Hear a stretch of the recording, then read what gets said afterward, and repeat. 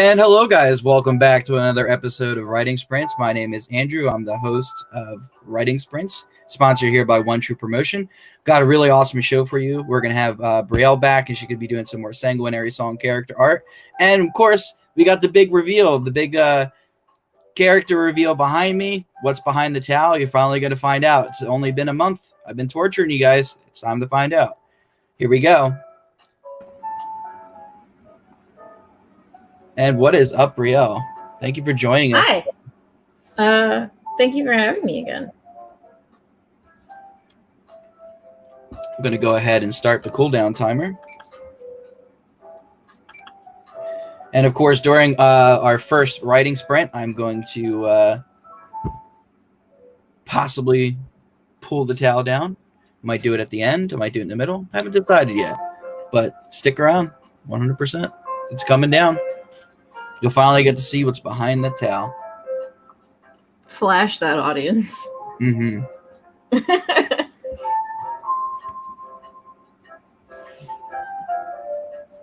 Do you like my little doodle of myself? That's how I draw me. That's awesome. And, of course, if you don't know what Brielle's talking about, you should head over to our StreamYard, where you can catch us on YouTube, Twitch, and, of course, Facebook. You can find us at Andrew Best Author, at One True Promotion on Facebook, at One True Promotion on YouTube, and at One True Promotion on Twitch. Very happy to be a part of the Twitch community now. Very much liking Twitch so far. Of course, let me bring up my actual Facebook, because for some reason I don't have the comments transfer on just my profile. Boom. Cool. How's everyone doing tonight? Anybody have a awesome project they're working on currently? Maybe something they're drawing? I have a thing that's not related to this, but I'm working on something. Oh, yeah? Yeah, so I joined this. I'm in a couple of these groups. It's kind of like role play, but it's also kind of like collaborative writing and art involved. It depends on each group, but basically, like, the main mod created this whole like world and story, and basically you make your character. It is very D&D-esque. Like, you make your character and like you interact, but like it's like a living story. Like they have the, you know, the main beats, but the community fills in all the rest of it and shapes it and changes it. So so you can do writing for it, you can do art for it. I joined a new one where they actually do have elements of D&D, so it's almost like a long written out D&D instead of doing it in, you know, like an hour to 2 hour session. So I've been working on a secondary character, and it's like a steampunk group. So I was working on that earlier, and you know, I'll pull him up. I was really proud of it. And of course, Nick is building a better PC. I wish I could do that. That's so great. Getting into that and learning how to do that, because I have been missing playing StarCraft. And for those of you that don't know, like, my computer's ancient, or like my desktop rather. And I've been thinking about buying a new one just so I could play StarCraft, because I miss playing StarCraft. And of course, Alex, oh boy, the towel is coming down. Yes, it is. It's right there behind me. Ooh. It's on its way down. And what is underneath will be awesome. Absolutely. The towel coming down reminds me of a very particular scene in Sanguinary Song. Oh, yes.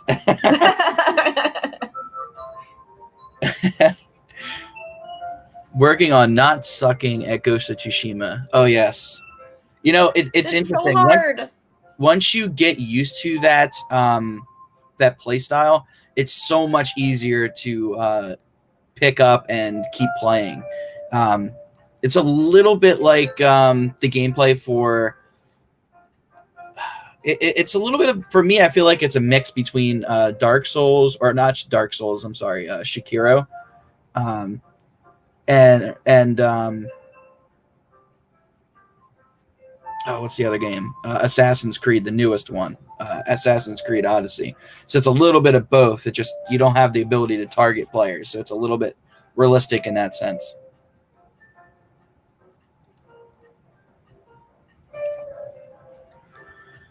Yeah, I heard it was super, super hard. Nick wants to get that. Yeah, I mean, you got like 4 styles you got to learn, and you need to use the appropriate style for the appropriate people. So I mean, that's a little bit hard to juggle if you're a new gamer, but I think for me the biggest thing was not being able to target anybody. You know, being a person who does challenge runs in Dark Souls.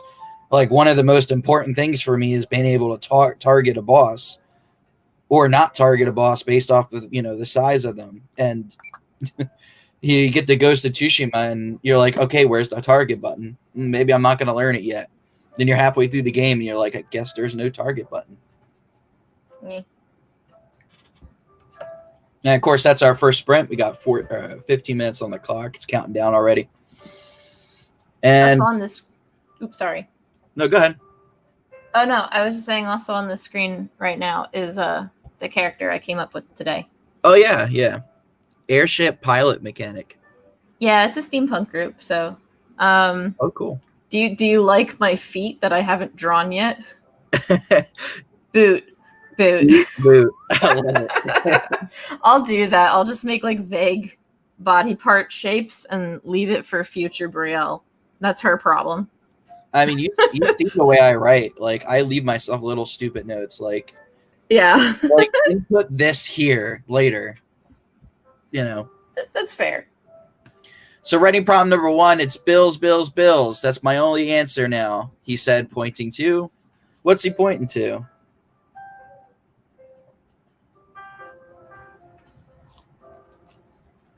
Oh boy. Thank you guys for joining on Instagram. Of course, if you like to see the live art display, you'd have to go over to Facebook, YouTube, or Twitch at One True Promotion. You can also follow me at Andrew Best Author. Would greatly appreciate that. I think I'm only 2 follows away from being able to have like exclusive stuff on my author page on Facebook, because I was looking at like certain aspects of it, and I don't have certain capabilities. I'm guessing if you're under a certain amount of follows, and I'm like 2 away from there.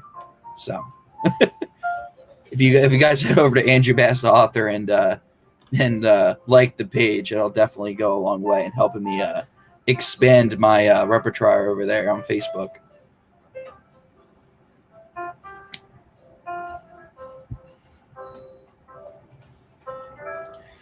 And of course, tonight, what I'll be working on is I'm working on the raid mission for the last part of the character campaign.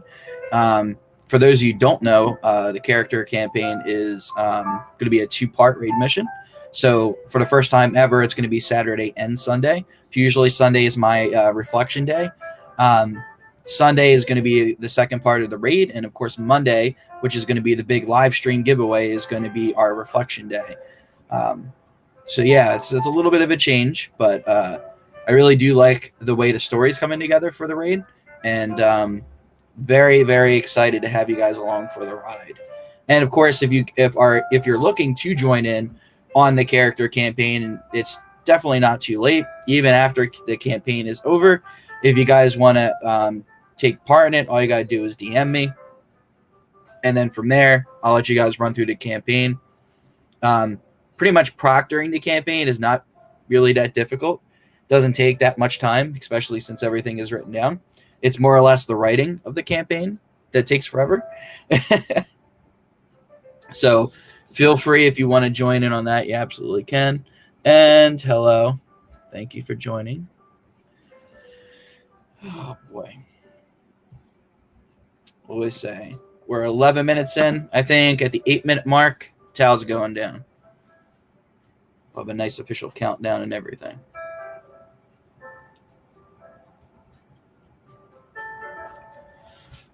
Nothing like a cup of iced tea with a with a bunch of ice in it.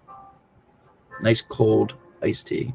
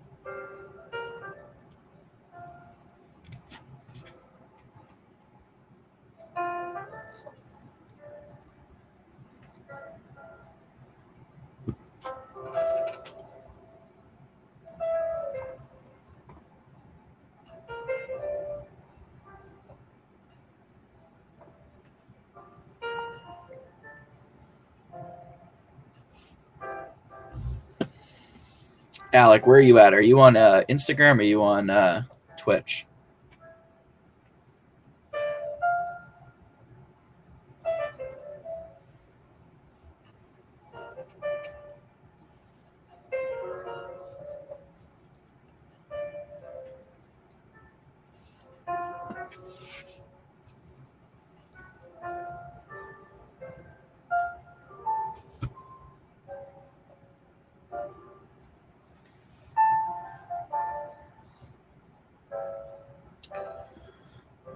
Right. Facebook and Instagram. How's the sound on Facebook, and how's the music? Is it really low? Is it really loud? It's lower than normal.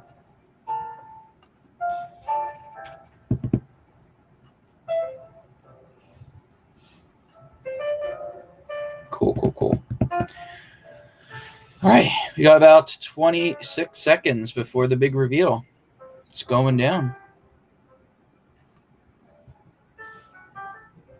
For those of you who don't know what I'm talking about, got that big old towel behind me. It's been sitting there in the distance off on my shelf. It's been the topic of conversation for many, trying to figure out what is underneath this towel. And you guys are just about to find out. So without any further ado, I'm going to play the countdown on StreamYard.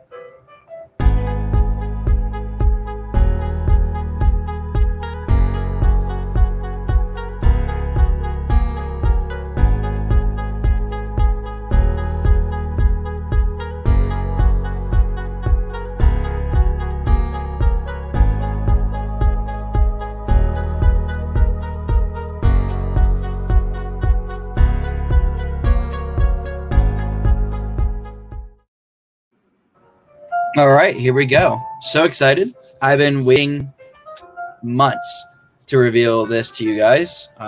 Very excited with how it came out. Hope you guys are too. So without any further ado, the next character and the final character will be revealed in this year's character campaign reveal.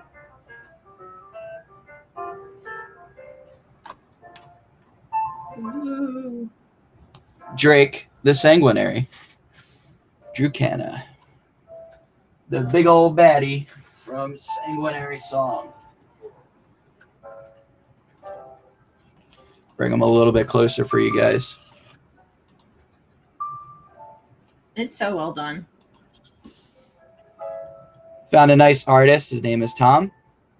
And he's been in talks with One True Promotion about climbing on board and doing some collab projects. I know he's definitely going to be working with me in the future for some of my monster designs, and he's also going to be working with Alec for his Meridian and super secret project, which I'm not allowed to name. But this is our first piece with Tom for One True Promotion and for the Sanguinary series. And of course, you could see you got the general look of Drake in his monster form. Looks like he's just fed, so somebody had a very bad day. And of course, on the base, you can see the title of my book. And of course, it's the same lettering and same colors as my novel. And of course, my name right on the base there. And I'll dip them down over here so that everybody on SteamYard can get a good look of them.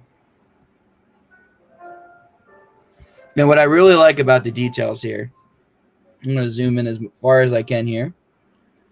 If you really look close, aside from all the details in the eyes, you can really see the blue veins bulging out of his forehead and around his eyes. And I really love that about this design. The artist himself, he took every little detail that I gave him from the original book design of Drake, and he made sure everything got in, and he did such a fantastic job.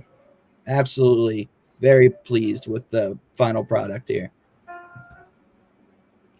So once again, the character is Drake. So if you guys guessed Drake on the character reveal question, you guys get an extra ticket for all of the raffles coming up in Monday's live stream. There he is. And of course, Drake is going to have a nice spot on my entertainment center right next to the book. So he will always be there, and he will be a big fixture of my content going forward.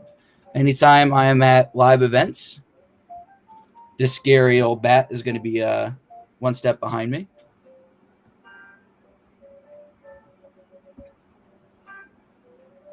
What do you guys think? What do you guys think? Let me hear it in the comments.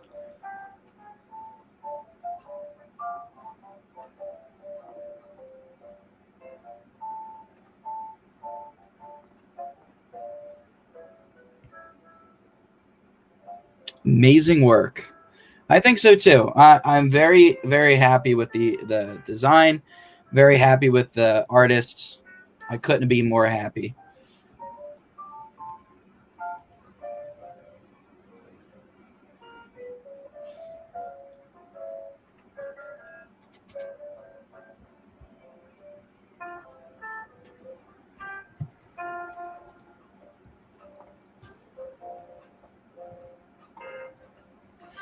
And of course, another look at him right here in the official Sanguinary portrait. And of course, that's his demonic form. Wicked cool. I agree. Thank you so much. Yeah, I'm over the moon. I'm happy I can actually show you guys. Like I said, I've been keeping it a secret. You know how hard that's been? And of course, you get Drake in his human form, looking all McDreamy until he tries to chew your neck off. But, you know, it is what it is. Monsters got to hunt, right?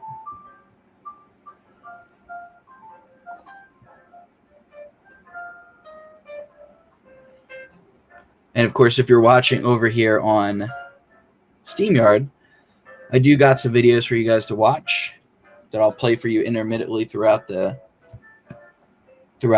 night. And of course, all the stuff that you're seeing on Writing Sprints is going to be introduced tomorrow on social media. Anybody who watches the streams here at Writing Sprints always gets a first look at the stuff involving the campaign.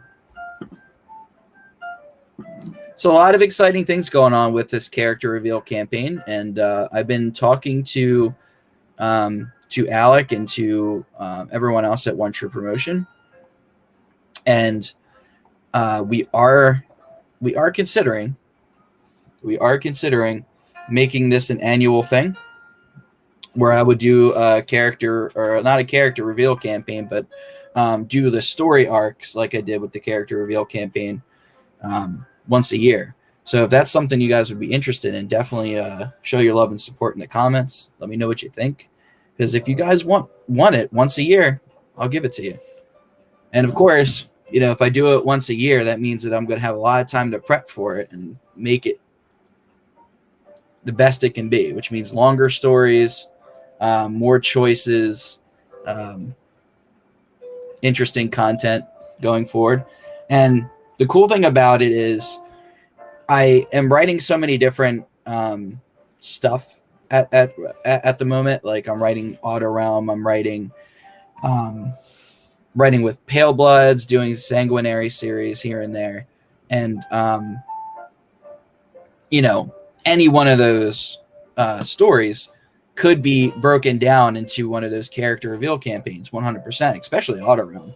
I feel like Auto Realm has the most potential to be integrated in that, because I could do a mystery, and you can actually take the driver's seat as a detective, which for me, I think that's definitely super fascinating. Of course, that's our first writing sprint over, and we got the 5-minute cooldown going.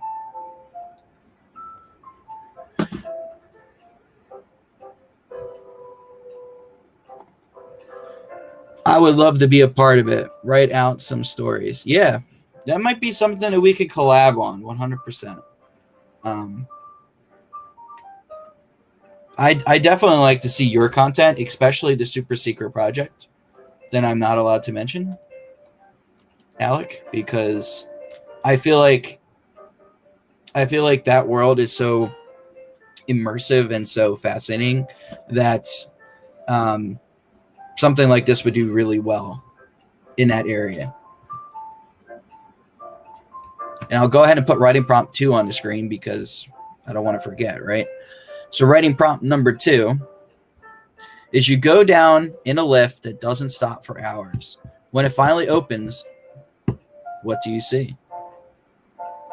So if you're finding yourself stuck and looking for things to write, of course, the writing prompts are always there for you to work on. Writing prompt number 2 is you go down a lift that doesn't stop for hours. When it finally opens, what do you see?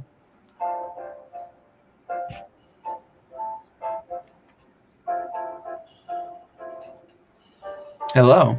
Thanks for joining. Of course, we got our nice live art display going on StreamYard over here. I got the big man keeping me in line back there. I think I'll turn him just a little bit.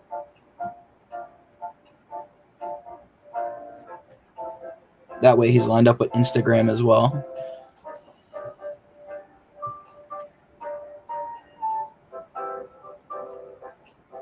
Man, it feels so good to actually have him out in the open now. Air him out. Though I don't think I'm ever going to be able to sleep again. Let's be honest. I mean, look up. If you look up in the middle of the night and this is what's staring you down, then I definitely think some nightmares are in my future. So what is that? So this is the sculpture I revealed a few minutes ago. And this is of the main villain of my book series, Drake Drucana.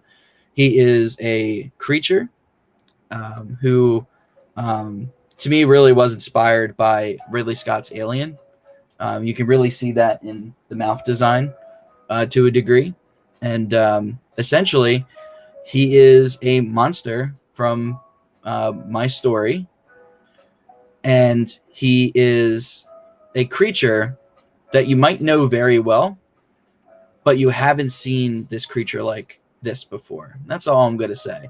If you want to actually know what Drake is and know what he can do, you can either check out my character reveal campaign, or you could head over to Amazon and, of course, pick up Sanguinary Song for $3.99 as an ebook, or you can get the paperback for $13.99, and you can see for yourself the world of the Sanguinary series and the monsters that it inhabits.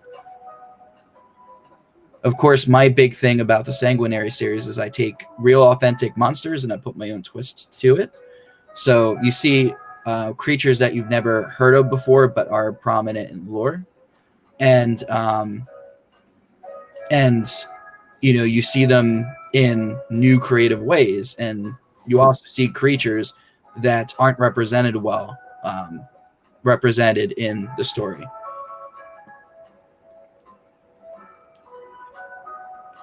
So actually, I did not sculpt it myself. I wish I could have sculpted that myself. That is actually something that I linked up with an artist for and had that commissioned.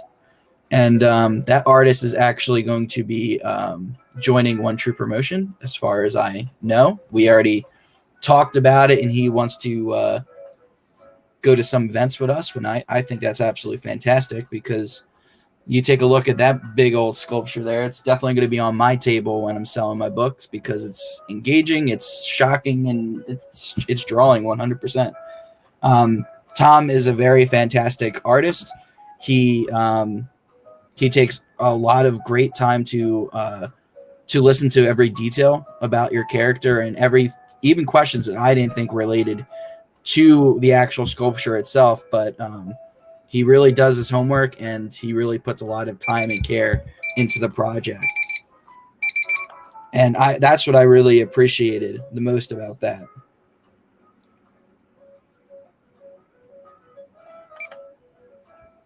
And of course, you know, give you something to talk about. Yeah, absolutely. And I think that's the number one purpose about it, because I've seen a lot of authors with really cool table designs, and they always have something that stands out and brings people to the table. And for me, it's the big guy over here. And of course, like I said, I'm going to be looking at commissioning some other stuff for the future, even if it's just for myself, because there's nothing more exciting than seeing something that you wrote sort of brought to life to that degree. And man, it's an absolute humbling experience, you know, to actually publish and then, you know, get to see your characters brought to life.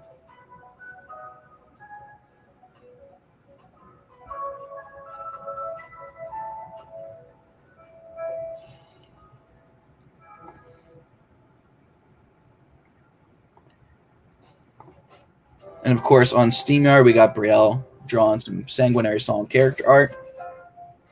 I think today she's working on Daniela. Does she have wavy hair? She does. I thought so. I wonder if I made it too curly.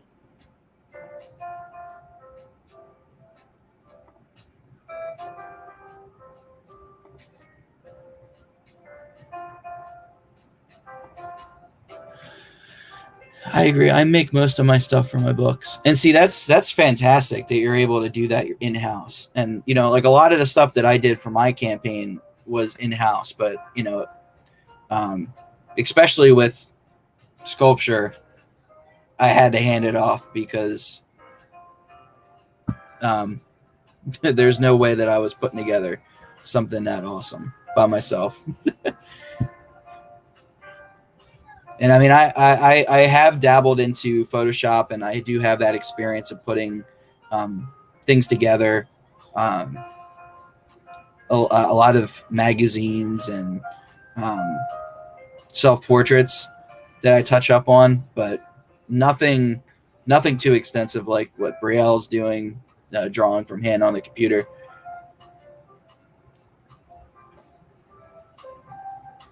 I learn new things about the medium every single day.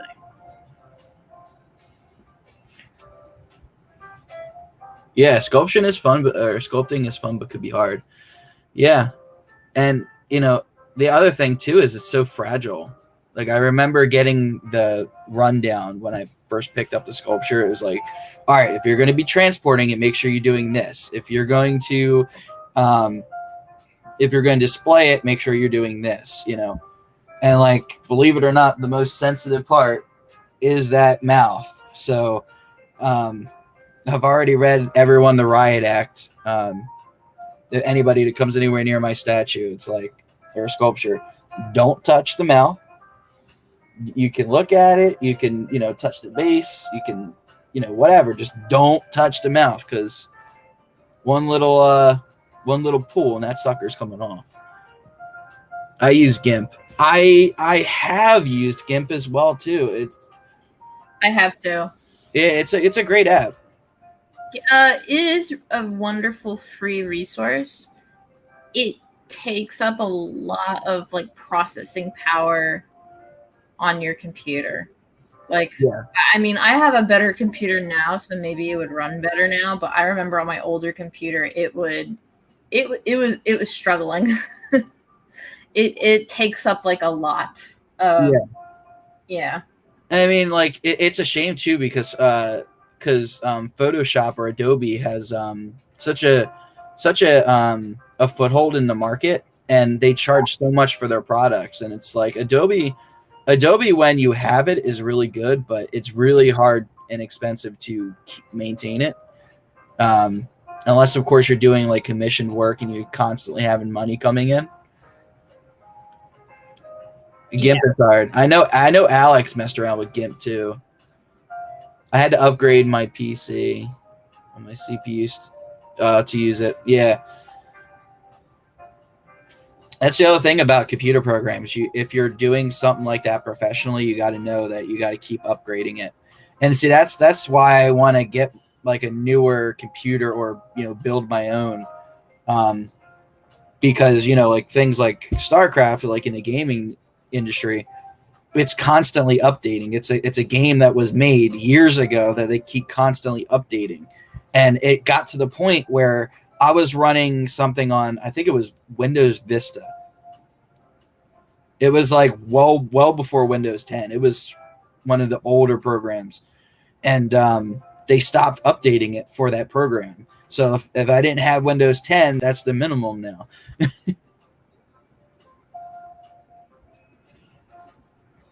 It is good for graphics. Yeah, 100%. Food's ready.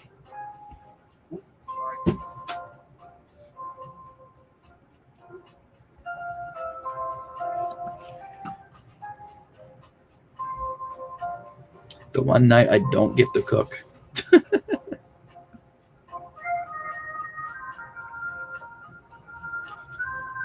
Oh, oh boy.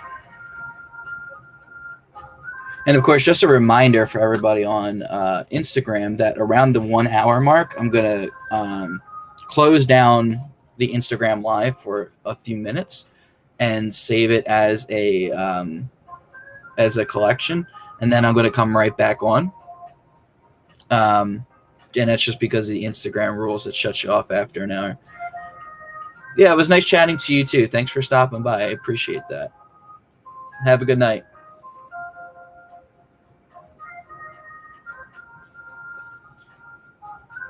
Hello. Thanks for joining.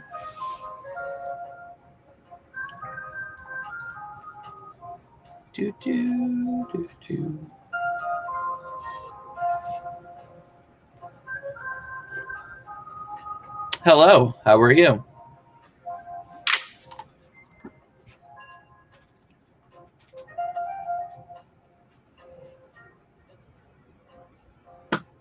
I appreciate that. Thank you.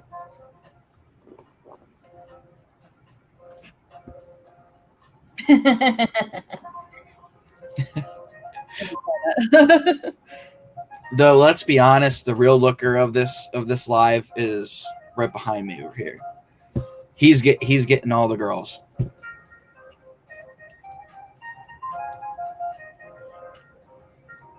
He's got that wonderful smile.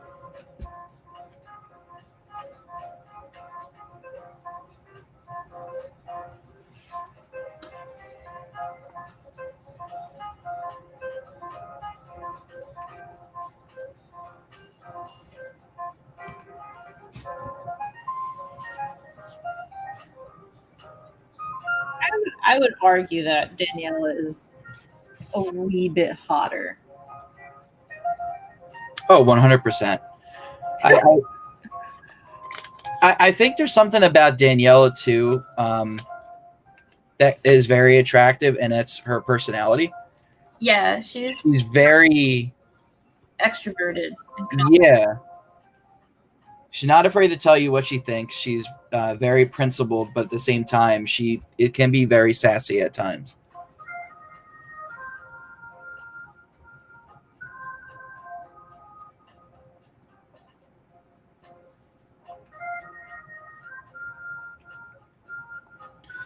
And it's very funny too, because um, writing Daniela is very fun.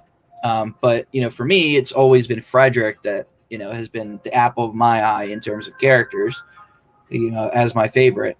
And Daniela, from what I understand, is probably the fan favorite, if not Frederick. It's one of the two. It's either Danielle or it's Frederick, or both. Um, I know the Sanguinary Song book club over here are big Team Daniela fans, and I could totally see it. I think Daniela really does stand out in Sanguinary Song.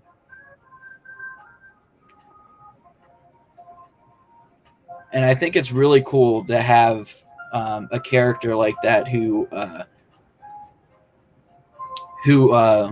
really kind of steps out, and to my surprise, because I'm always hoping that my main character Christina would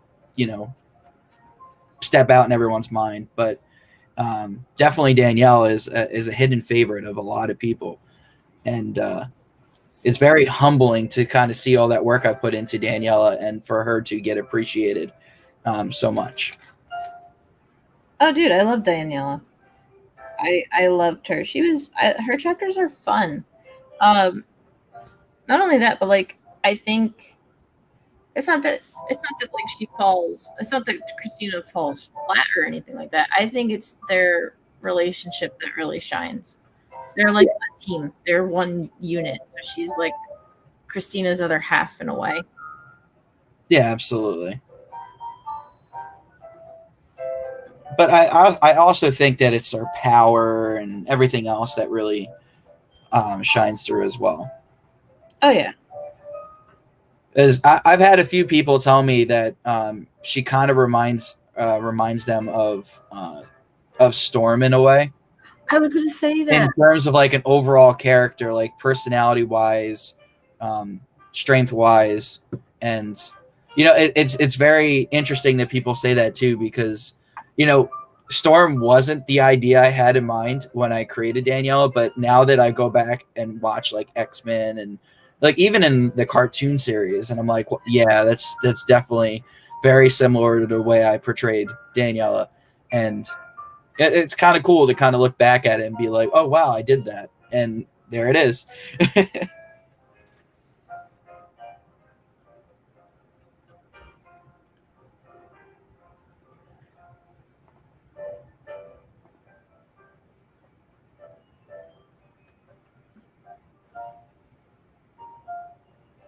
Got another 2 minutes before the buzzer goes off again.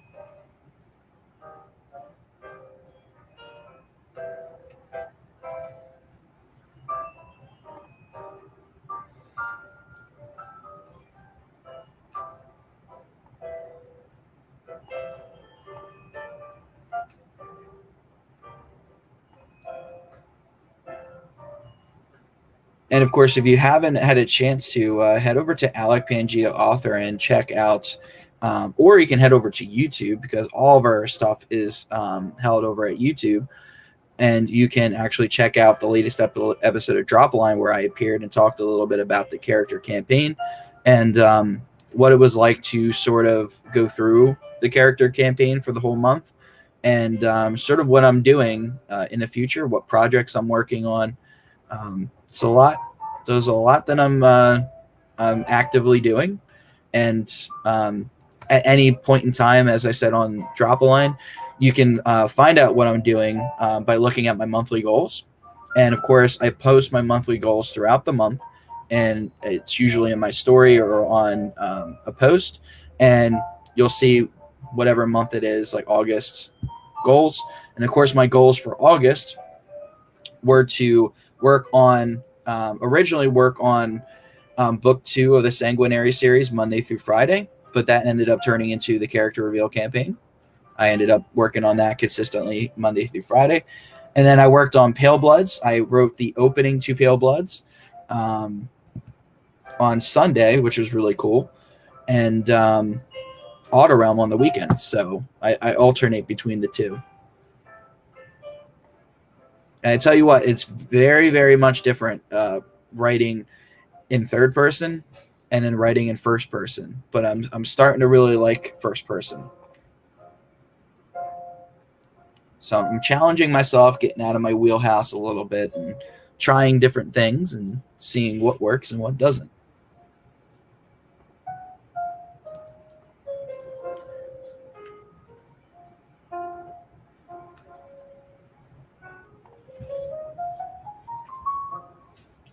I'm gonna go out on a limb and say her ears are pierced.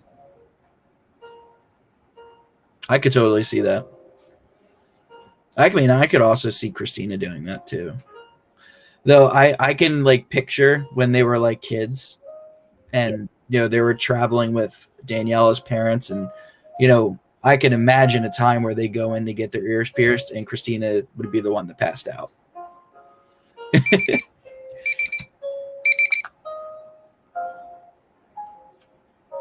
Which would totally be my reaction, by the way.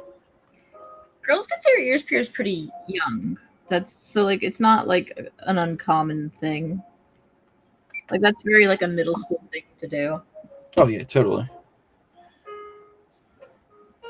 Have I tried second person for a story? Officially no. But I'm told by several people that what I did for the character reveal campaign was second person. So, I mean, in terms of the stories that I wrote this month and posted on social media, yeah, I've tried a little bit of it. And honestly, I didn't even know I was doing it until I was, at the end of it, because I really never bothered with anything but third person before when I was writing. I've always wanted to do first person, but it just never, it never jumped out at me, and it was never one of those things where I was like, "Ooh, I think this is good," as opposed to third person, which I thought I wrote better with. But second person is fun. Have you tried second person and maybe a story or two? You might have a little bit more that you could share on that I could learn from, to be honest. Second person is hard. Yeah.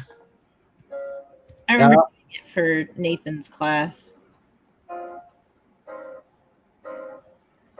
Yeah, I'm not so sure I know all the rules, but I guess when you're using you do this, and you decide to do this, that's definitely second person.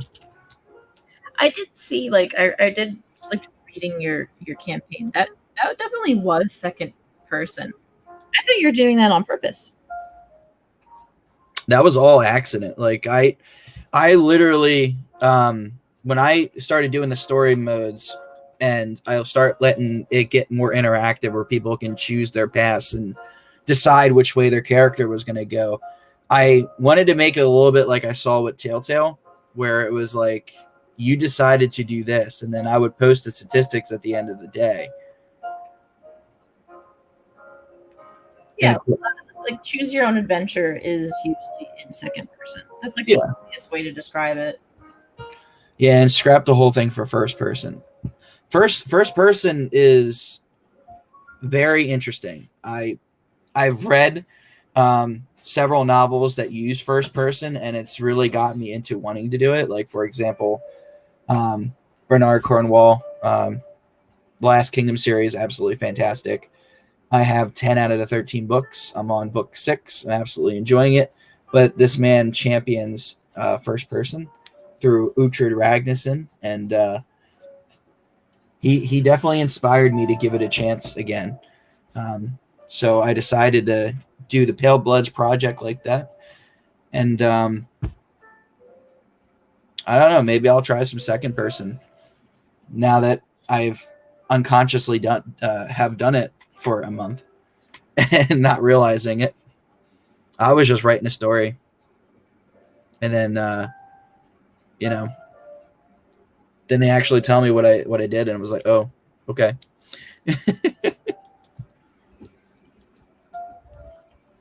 Yeah, I would think it would be really hard to do a full, like, I guess, novel in second person. Not, I mean, it's probably been done before. I can't think of any like examples off the top of my head, but there's definitely a lot of short stories in second person.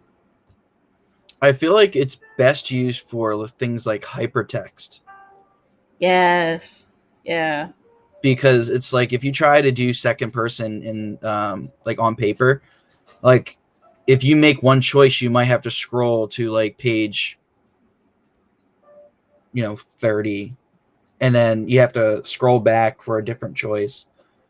So definitely I think hypertext is the future for second person, and maybe that's the way to go for the future of second person.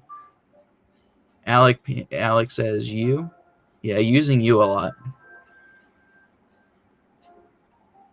Like I said, if it wasn't for Alec, I would have been like, I wouldn't have called it third person. I wouldn't have called it first person. I mean, I probably would have, figured it out eventually. But, I'm over here just trying to enjoy the content that I'm writing and then, put it out.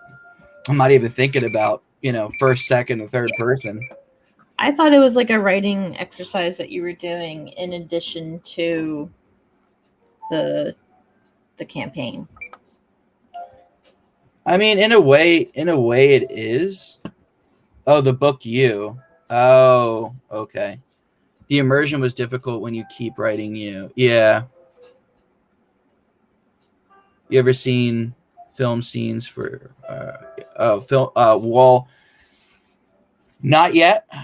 We actually were. There's a lot of things that I get into my head and I want to try. Like this character campaign, like Brielle was mentioning, it was pretty much just a very straightforward campaign where I would just post things for you guys to read, and then at the end I'd let you do one interactive mission, and that turned into every day was an interactive mission and then a raid mission. But going back to the question there, we actually did have a few scenes that we wanted to film for book trailers and possibly some other things. And we had a whole thing lined up, One True Promotion and we were looking at getting people to act in them. We had a few people that had volunteered already, and we were ready to go. And then, of course, the pandemic hit, and it wasn't safe to record it, so we had to scrap that for the moment. But yeah, it's definitely something that we're considering doing in the future. And I would like to have that for when I go to tabled events. Because one of the cool things that I have seen other authors do is they have their book trailers playing on like a TV screen.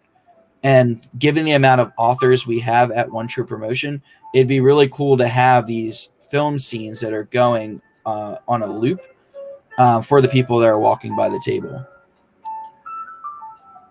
Every time you say you have to take a drink. Well, you got me there.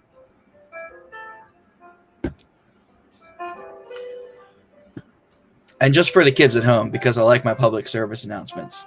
That's iced tea. Nothing else. I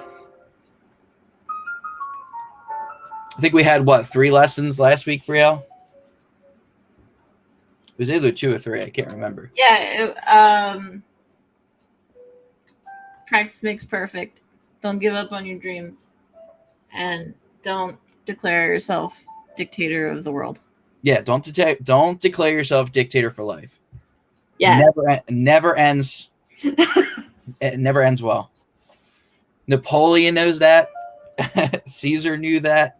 Well, he did. Have you ever seen that? It's like a pencil holder, but it's like the bust of Julius Caesar, and then the pencils go behind him. Oh, that's clever. I want that so bad. See, I need to get that for my desk at work. That would be funny. Very true. I dig book trailers with live action. Me too. I mean, if you're an author and you're trying to do something to stand out, I'm all for experimenting, because the worst thing that could happen is you try something and it didn't work out the way you wanted to.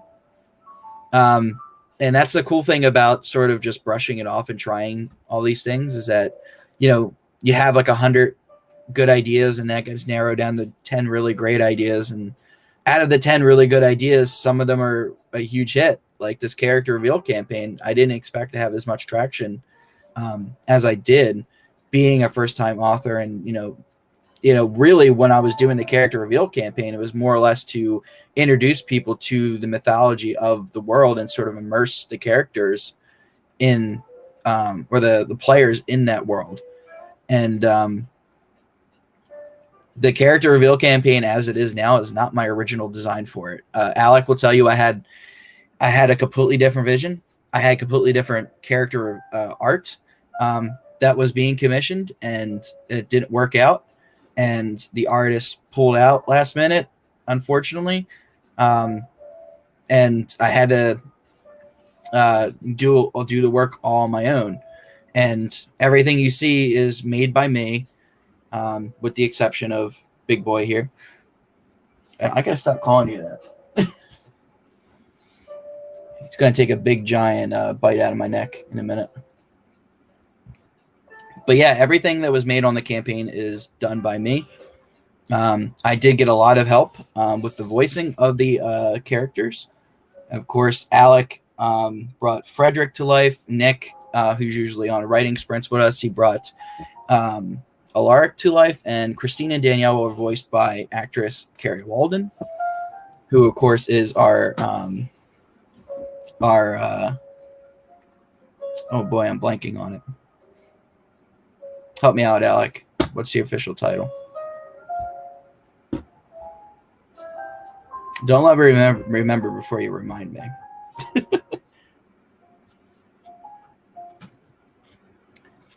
Creative consultant.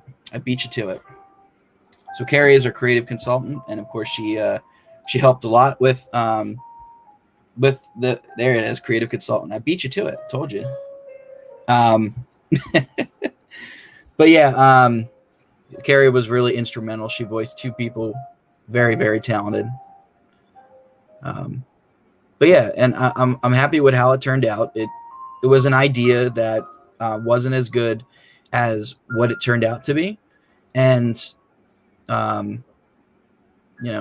sometimes you got to go with your plan C or D in that case. And I think the most important part is you just do things because you love to do them, 100%. Because if you put passion into it, people actually take time to see that you put passion into it. And I think the fact that I did all this on my own, in-house, really reflected into the end game content. And I think it's much more special to me now that I went through it all of last month, and we're finishing it this coming Monday, than if I would have just ran with my original plan.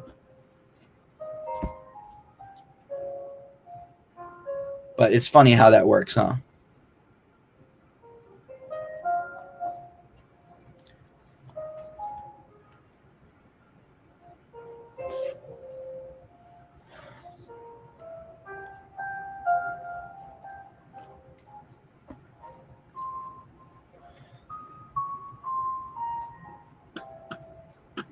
Ooh. And it is 9 o'clock, so I should end the stream here on Instagram for just a moment. But sit tight. I'm going to go right off and come right back on.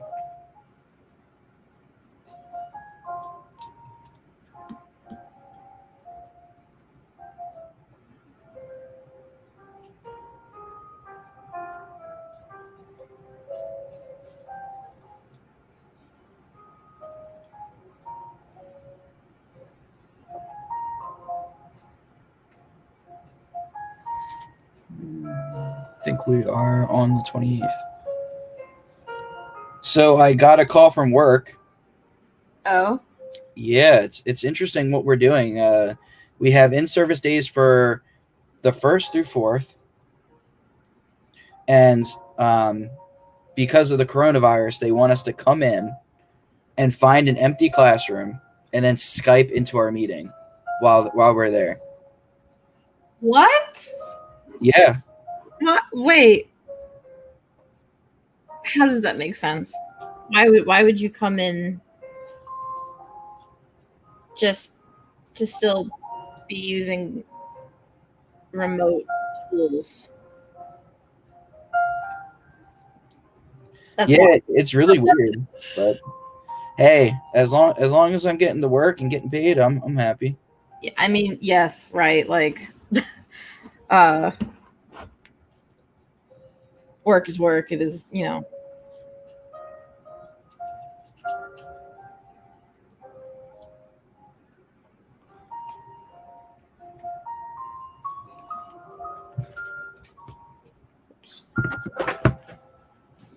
Go ahead.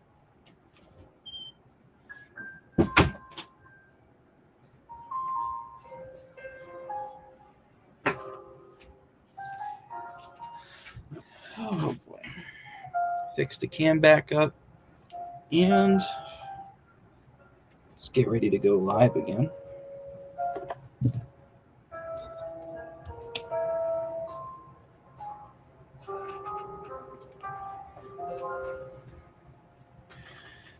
Whew. And welcome back, guys. Happy to have you back. Drake's happy to have you back.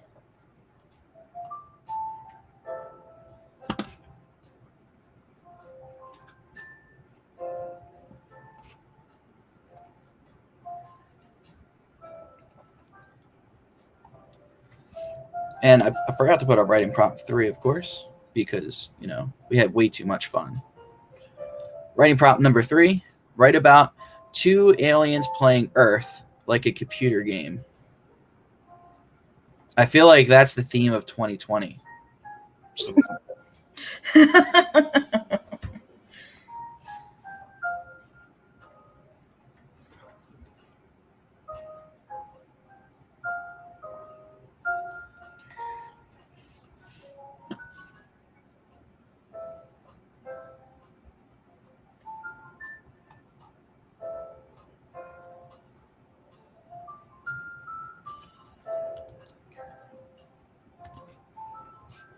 Welcome back, Alec. Thanks for joining back in.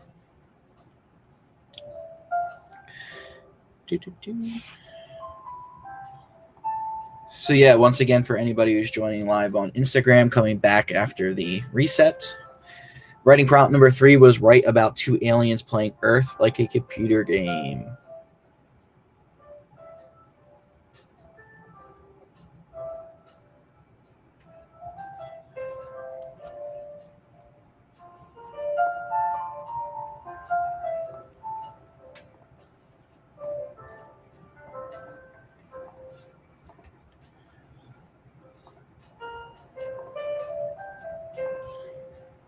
So I caught my sister trying to skip ahead the other day. No. I told her, I said, don't you do it. Don't do it. Spoilers.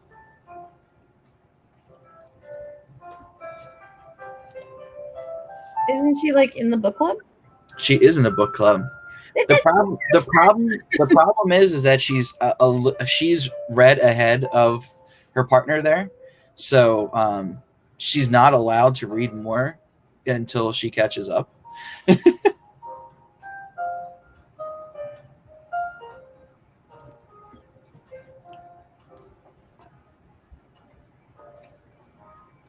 By the way, if you guys don't know, on my social media, we are doing a who is your favorite character contest for the Sanguinary series.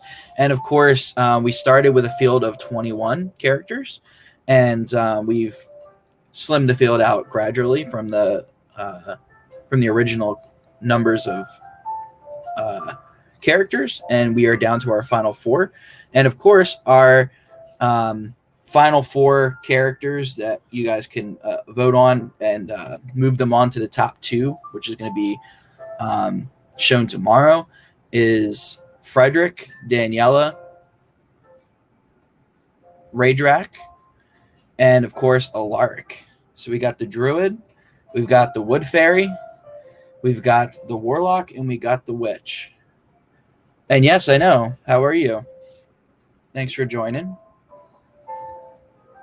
We're just chilling out, and I'm writing some stories, of course, on Facebook, YouTube, and Twitch. We got the other stream going where Brielle is drawing one of my characters from Sanguinary Song. And, of course, we just revealed Drake Jucana, or Drake the Sanguinary, and he is a character from my book. I've been waiting to reveal that sculpture for several months, keeping it a secret from everybody. In fact, there's only 4 people that knew about this sculpture beforehand.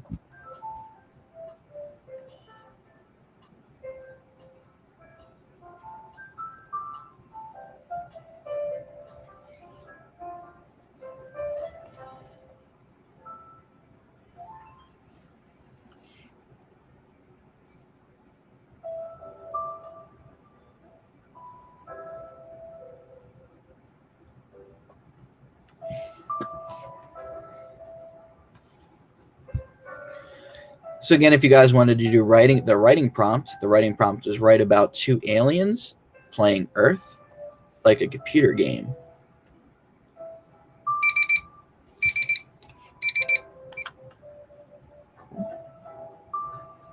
We're going into our cooldown over here. And I'll go ahead and put up the next writing prompt so I don't forget again. I'm doing well. How about yourself? Just revealed the sculpture over there. It's going to be with me to all my live events. Writing the character story, character reveal, campaign story. And tomorrow I'm going to be focusing on Pale Bloods, my new series about vampires in a new realm. And of course, that's going to be my first person story.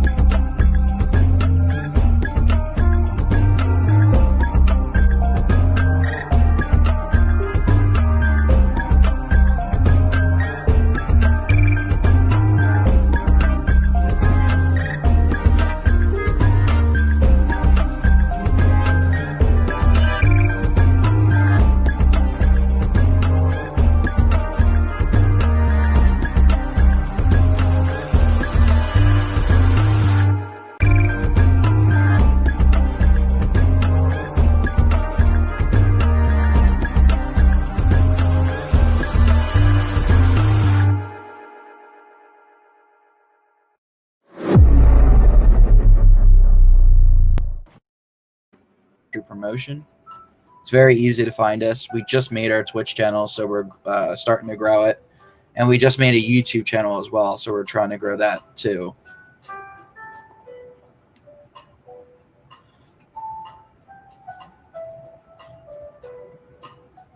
And of course, you'll see the nice One True Promotion logo. It looks like a book with a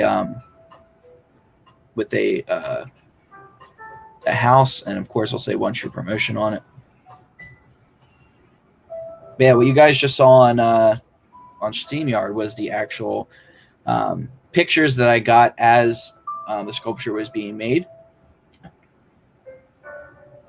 And of course, I was getting very excited by the time I saw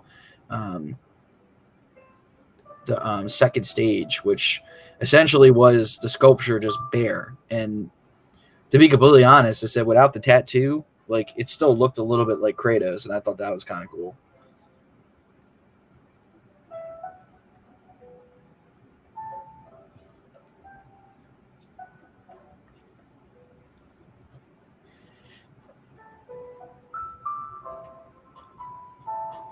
Oh, speaking of your inspirations, so that Alien is Nick's favorite film. Oh yeah, me too. Hands down. I don't do great with horror. I get really bad nightmares. I know that sounds so like childish, but it's true. I get very bad nightmares. So I usually don't watch anything really scary prior to bed. And if I do, I have to like detox with Whose Line or something funny, like comedy to cushion it. Yeah, I totally get that. So like I only seen like very certain specific scenes from Alien.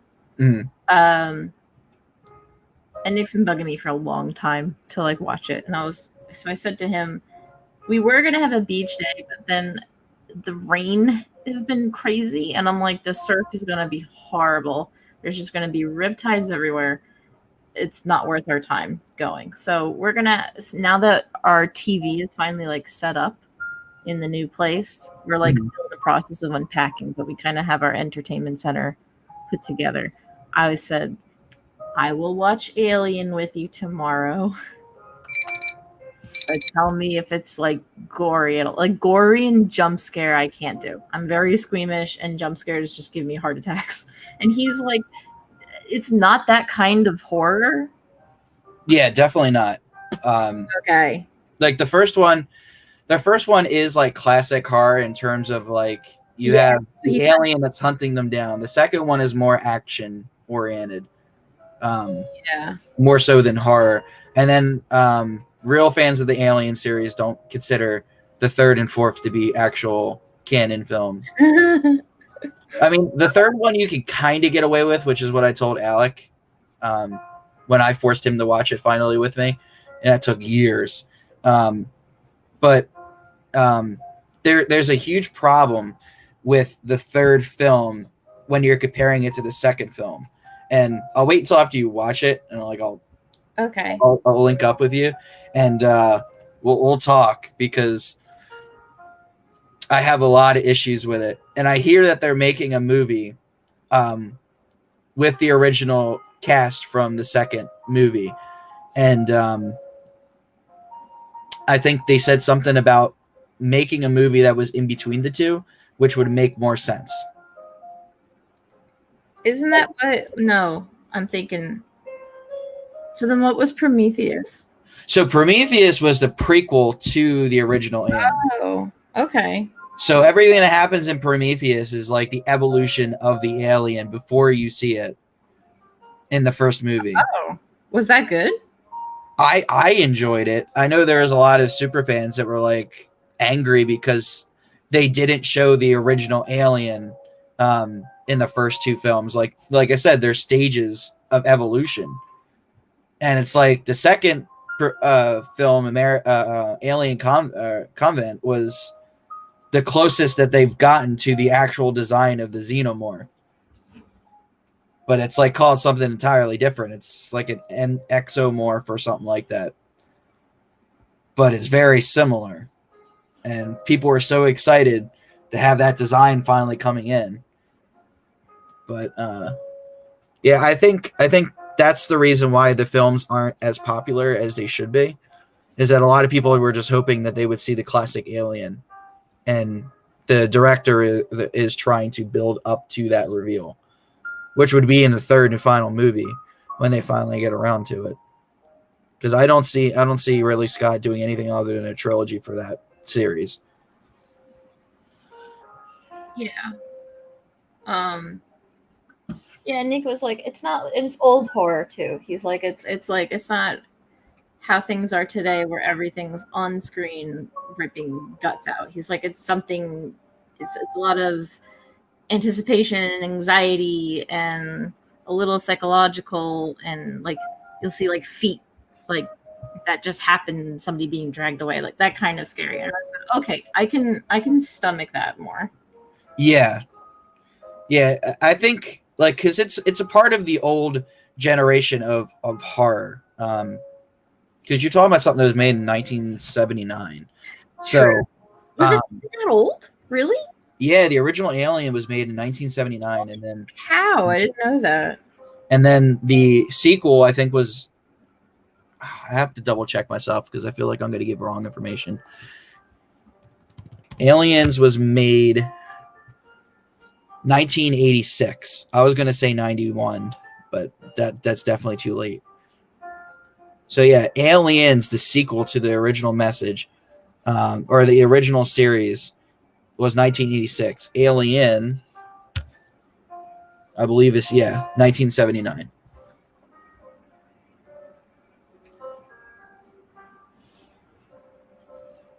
And then I don't talk about Alien Resurrection. It doesn't exist. It's like if you you ask my opinion on the Predator series, the original Predator with Arnold Schwarzenegger is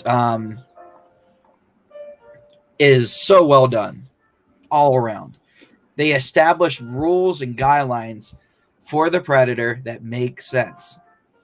And then the second film completely does away with those rules. And that just drives people nuts. So they haven't had a true Predator film in my eyes. Until just recently, they redid a Predator movie. And I thought that was really well, but it wasn't well received.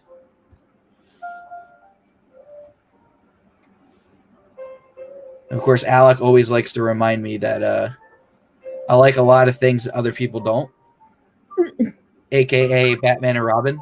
I love Batman and Robin. Nobody else likes Batman and Robin. That's a hot take. It is a hot take. I'm a fan of Uma Thurman. I'm a fan of Arnold Schwarzenegger. What was not to love? It was very pun intensive. And like you look at the people that are in it. You have Clooney. You have what's his name? I can't remember his name.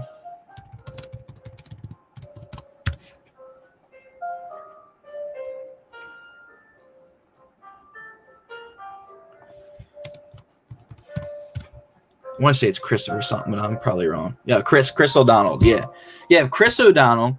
You have Alicia Silverstone, Uma Thurman, Arnold Schwarzenegger, George Clooney. Like, that's a pretty stacked cast. But then again, it has 11% on Rotten Tomatoes. So, and it has a 3.7 out of 10 on IMDb.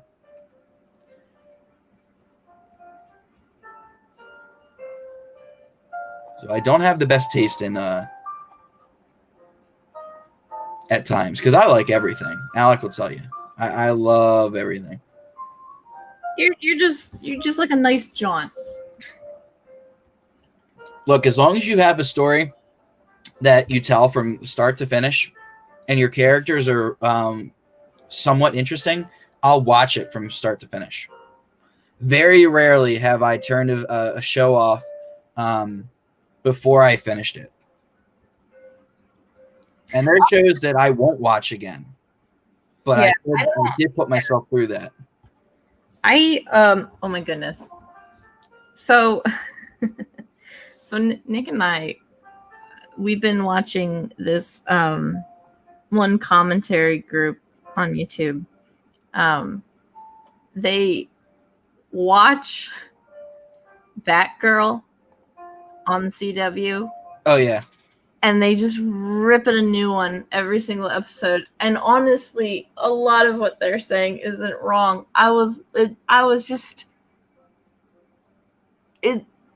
You just try. I think they tried too hard. I think they had a lot of good intentions, but I think they tried too hard. And I think because she doesn't make any sense. Right. She contradicts herself all the time. And she lets a lot of the bad people just like leave. I'm like, aren't you supposed to, tie him up and leave him for the cops? Like, isn't that the whole gimmick? But that doesn't happen at all. Yeah, no.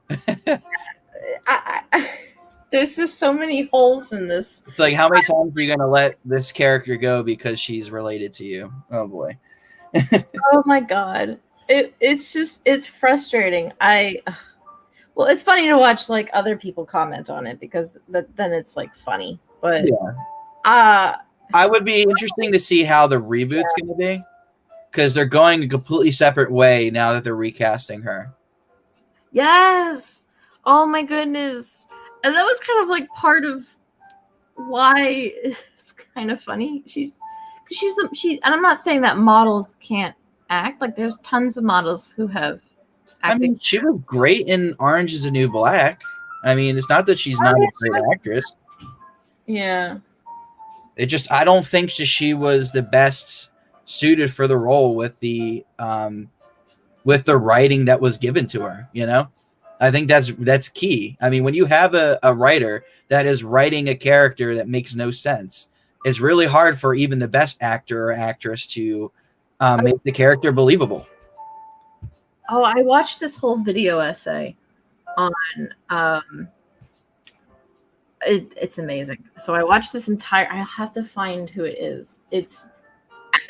You might like this. I know Alec would love this, so I'll send it to you to send it to him. But like, it was a whole video essay on the music choices in the film for Les Mis. Okay. And he digs deep into this film because there was a lot of production choices that I didn't even know about until he looked into it and did research on it. It's not a great film. It's also not really Hugh Jackman's finest either. But then he talks about Anne Hathaway's performance. And I went and saw it in the theater with my mom, who is classically trained singer, and she was like, she didn't sing that, she acted that song. And it was a great performance. It's a good acting performance, but she didn't sing it. She just acted it. And the video essay I watched went into this. He was saying that they made some wild decisions in production. So, for example, they had pretty much so they decided to do the whole thing live. None of the tracks are recordings. Okay. So they had the orchestra live, like everybody's singing it live like you would on a stage. And there's a lot of problems in ADR with that. Yeah. And the way they ran it, they would run the whole thing, the whole scene, all the way through. And if they didn't like it, then you have to do it all. It's not like you could stop and pick and, you know what I mean? Yeah. They run the entire act more or less all the way through. And they were working like 12 plus hours a day. And most of the cast had to starve themselves several days before shooting. Anne Hathaway's gone on record saying that that role made her ill. She was so dangerously underweight for it. So you have malnourished actors singing live, sometimes in the rain. Mm-hmm. And then they got her to cry. And the thing about crying, you never actually want to cry when you're singing, right? Like, because it clogs all your sinuses up with phlegm. you can't sing through that, which is why she's like gaspy in that. So she said, she's like, there's no way to cry and sing pretty. So she's like, at that point, I just kind of decided to act it. There are like audition videos of her singing it, and she's a great singer. The woman can sing, but they told her, no, you need to cry. So it's like you need to not eat for like a week, sing in the rain for 12 hours a day, and cry. So it's like, so people are like, oh, she just acted it, she didn't sing it, and I'm like, she can sing it. Yeah. Like it. That's what goes back to poor direction and poor writing. Yeah. You have this all-star cast of people, and you starved them and made them work crazy hours. They're not going to sound good. People always like dig into Russell Crowe. Did you know he has a band? No. The dude's been singing since the 90s. He has a band, and it's kind of like bluegrassy. So he can sing. Wow. It's just the direction of it. Like, you can have fabulous people who can actually act, but then like just crap writing and direction, and it tanks your whole film. I'll tell you what, though. I actually did see a film of his recently from with Jennifer Aniston. Something Bounty Hunter, I think it was called.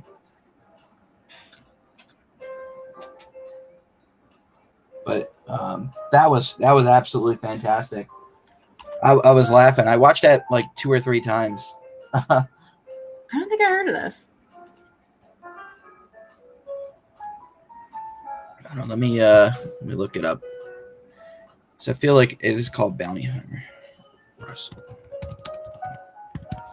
Because the only thing I ever saw him in before that was Gladiator.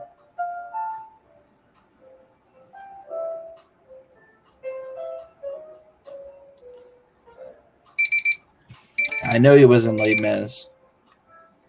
Wait, who? Russell Crowe. Russell Crowe, yeah.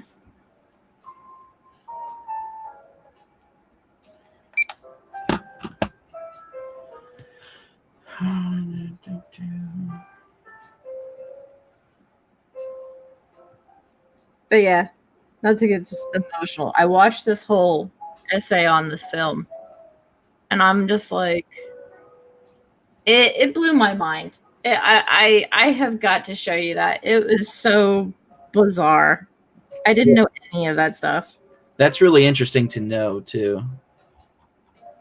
It makes me look at the film differently. It makes me just appreciate it a little bit more, instead of just because then you understand what like people went through.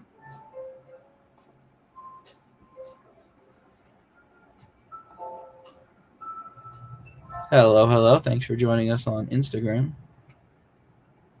Just chilling out, working on some projects, and talking some. Oh, he was Jor-El in Man of Steel. Maybe I watched a little bit more than. Yeah, he was Robin Hood. I did not watch that. When Man of Steel came out in theaters, I think we were 2013. Yeah, I was abroad. And I came back and I'm like, oh, Man of Steel came out. Should I see that? And like a lot of my friends were like, no.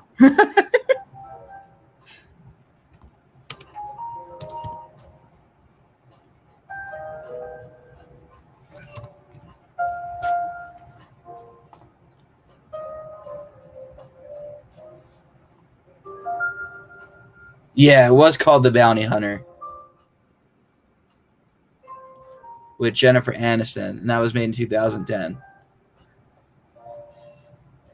But yeah, I was cracking up. I was having a blast with that movie.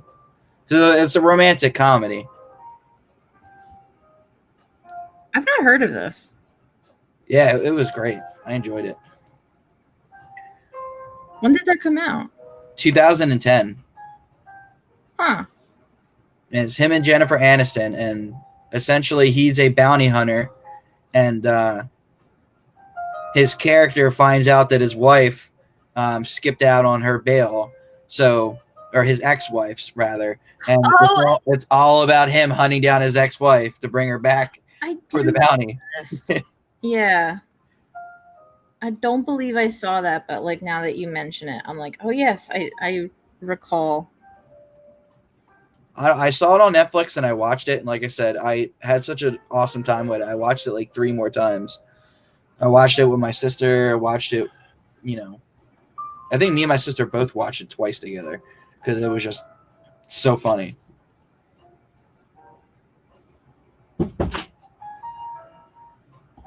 Well, hello, little miss. Please don't knock down my lights.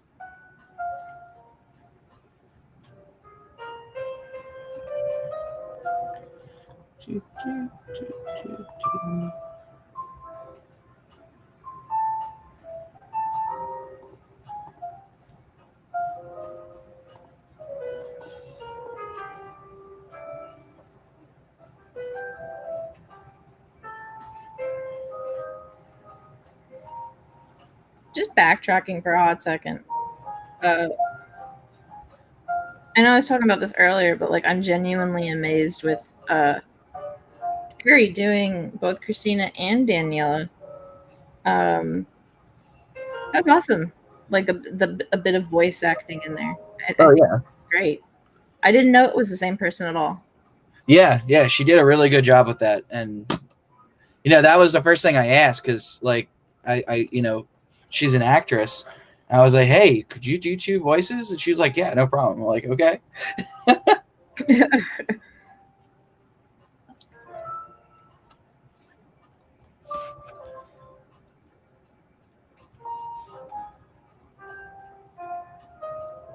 I definitely like the liberties that she took with it because Christina comes off as more timid, which is essentially her character. Yeah.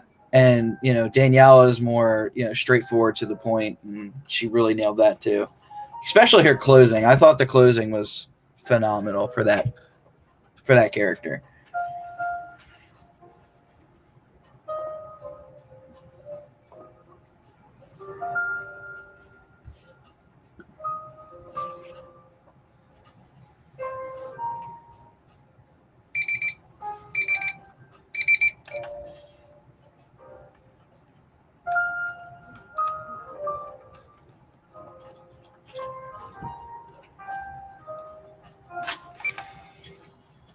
Oh, Sanguinary Song Book Club is officially starting. Yep.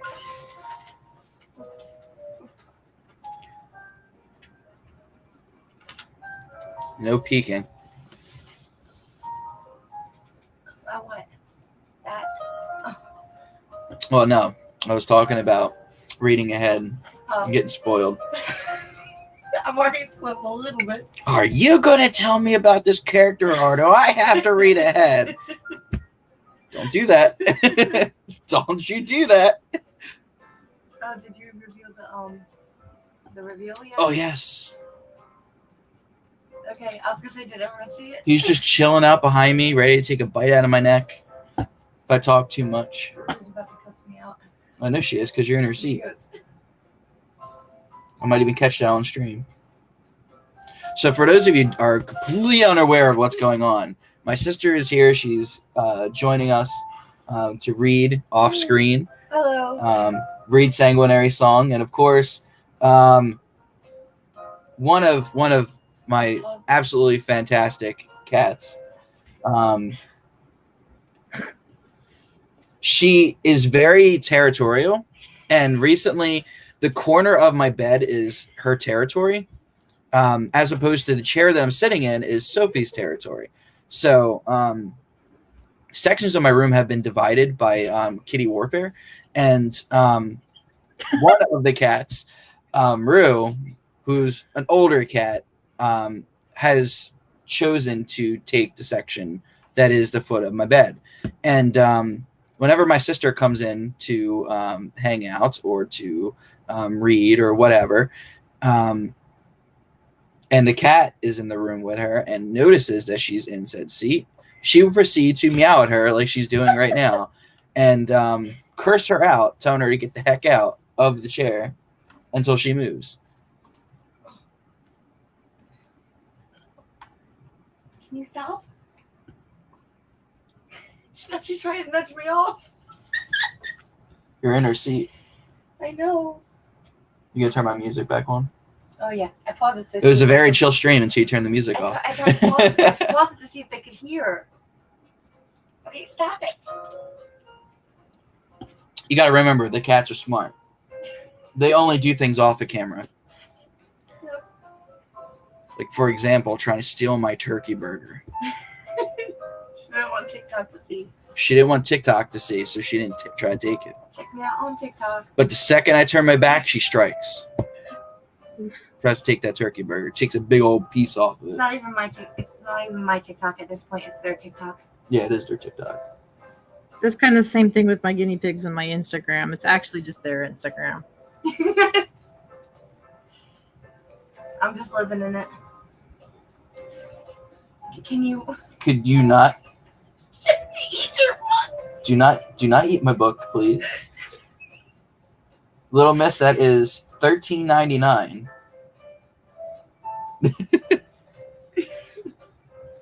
Stop. It's not a scratching post either.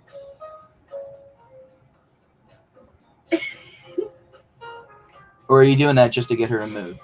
I'm not gonna move. I'm not gonna move. I'm not gonna move. You can move. There's a whole other part of the bed over there. I don't think I actually talked about writing prompt 4. I put it up there a while ago. Do you have a timer? Writing prompt number 4. Yeah, you know what? I'm probably like in number 5 at this point. I've been having a blast just talking about everything. This timer is just here to move me along. Writing prompt number 4. You've brought an old chest of drawers and discover a piece of paper stuck inside. What is written on that piece of paper? If it's my room, it's probably the handwritten versions of Sanguinary Song that is written in pencil, that's extremely faded at this point and took months to pick apart and put on computers on their computer.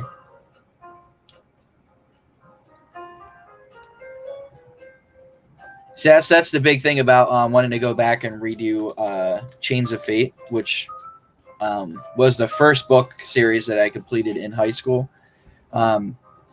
The first book was written in pencil, and it's entirely faded at this point because you're talking about, 2006.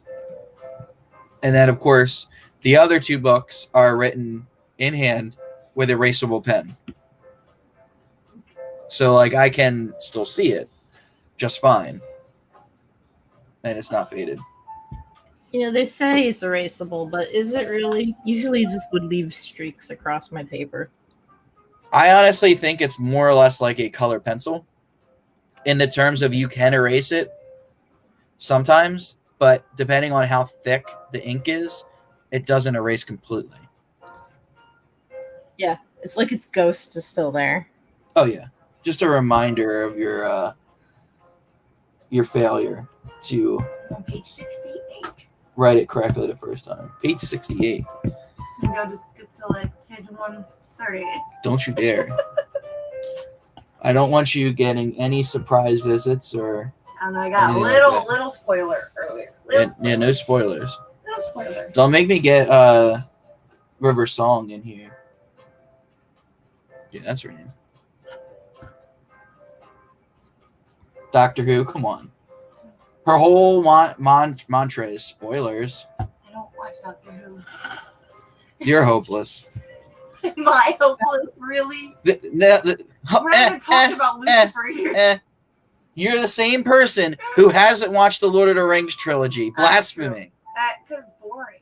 It is not boring. I could not even go through Button it. your lip or I'm going to make you watch the trilogy I tonight. couldn't even read In the order. Hobbit in school. Buckle up because you ain't sleeping tonight. I couldn't even read the Hobbit in school. I had to 12 I had hours to- later. I had to joke my way, or well, not joke. I had to literally bullcrap my way through it. Lord of the Rings is cinematically one of the best movie trilogies ever made. Hands down. I beg to differ. Don't even say Harry Potter. No, I'm gonna see Twilight. Twilight is not better than Lord of the Rings. I know. You need to turn yourself around and get the step in if that's what you think. I'm kidding. Twilight. I'm kidding. No. Kidding. Though I will give that actor credit. He looked pretty darn dope as Batman. I did not think I was going to get that sort of performance. What, from Robert Harry Potter. Pattinson? Yeah. My dude can act. Apparently. Yeah, I loved him in Water for Elephants. Or the Twilight franchise. Well, I mean, yeah, he was brand spanking new in Twilight. No, he wasn't. Oh, I think it was a lot of the direction. Like, he's gone on record that he just hates this film. He was at least before in Harry Potter. You forget that? Well, he was in Harry Potter, But but he that was was a before small Twilight. role. And he was significantly better in Harry Potter than he was in Twilight, in my opinion. Yep. But then again, like Brielle said, I think that had a lot to do with the direction and the writing of the director. Yep. We're back here again. Yep. This has been the theme of the day. We're talking about, good actors and bad directing. Are we going to talk about Lucifer? Oh, we Like can get Lucifer? into Lucifer. Lucifer. Gorgeous, amazing. But you know what I want to talk about as They're gonna do much. a full a musical episode. Well, they should, because everyone in there can sing. But you want to know, you want to know a show that was really good that I very much enjoyed. Yeah. The Warrior Nun, hands down. That was fantastic. Haven't gotten into it. I think I learned so much from that cast. You want a full cast of strong, independent women? Netflix that I think is Reign, Warrior Nun. The Tudors. Two good shows. Geez, you're talking about Henry Cavill when he was super young.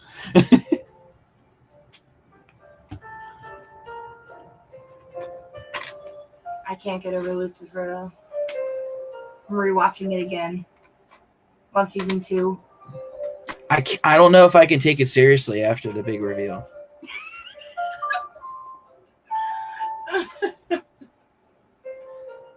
I ain't gonna spoil it. No spoilers, because if Paige is watching, she'll get mad because I've been begging her to watch it. I ain't gonna spoil it. She told me if I spoil this, I am she's the not gonna king watch of it. not spoiling things. Oh, I'm the worst at not spoiling things. Clearly, when I, jumped into half the book. I'll be right back.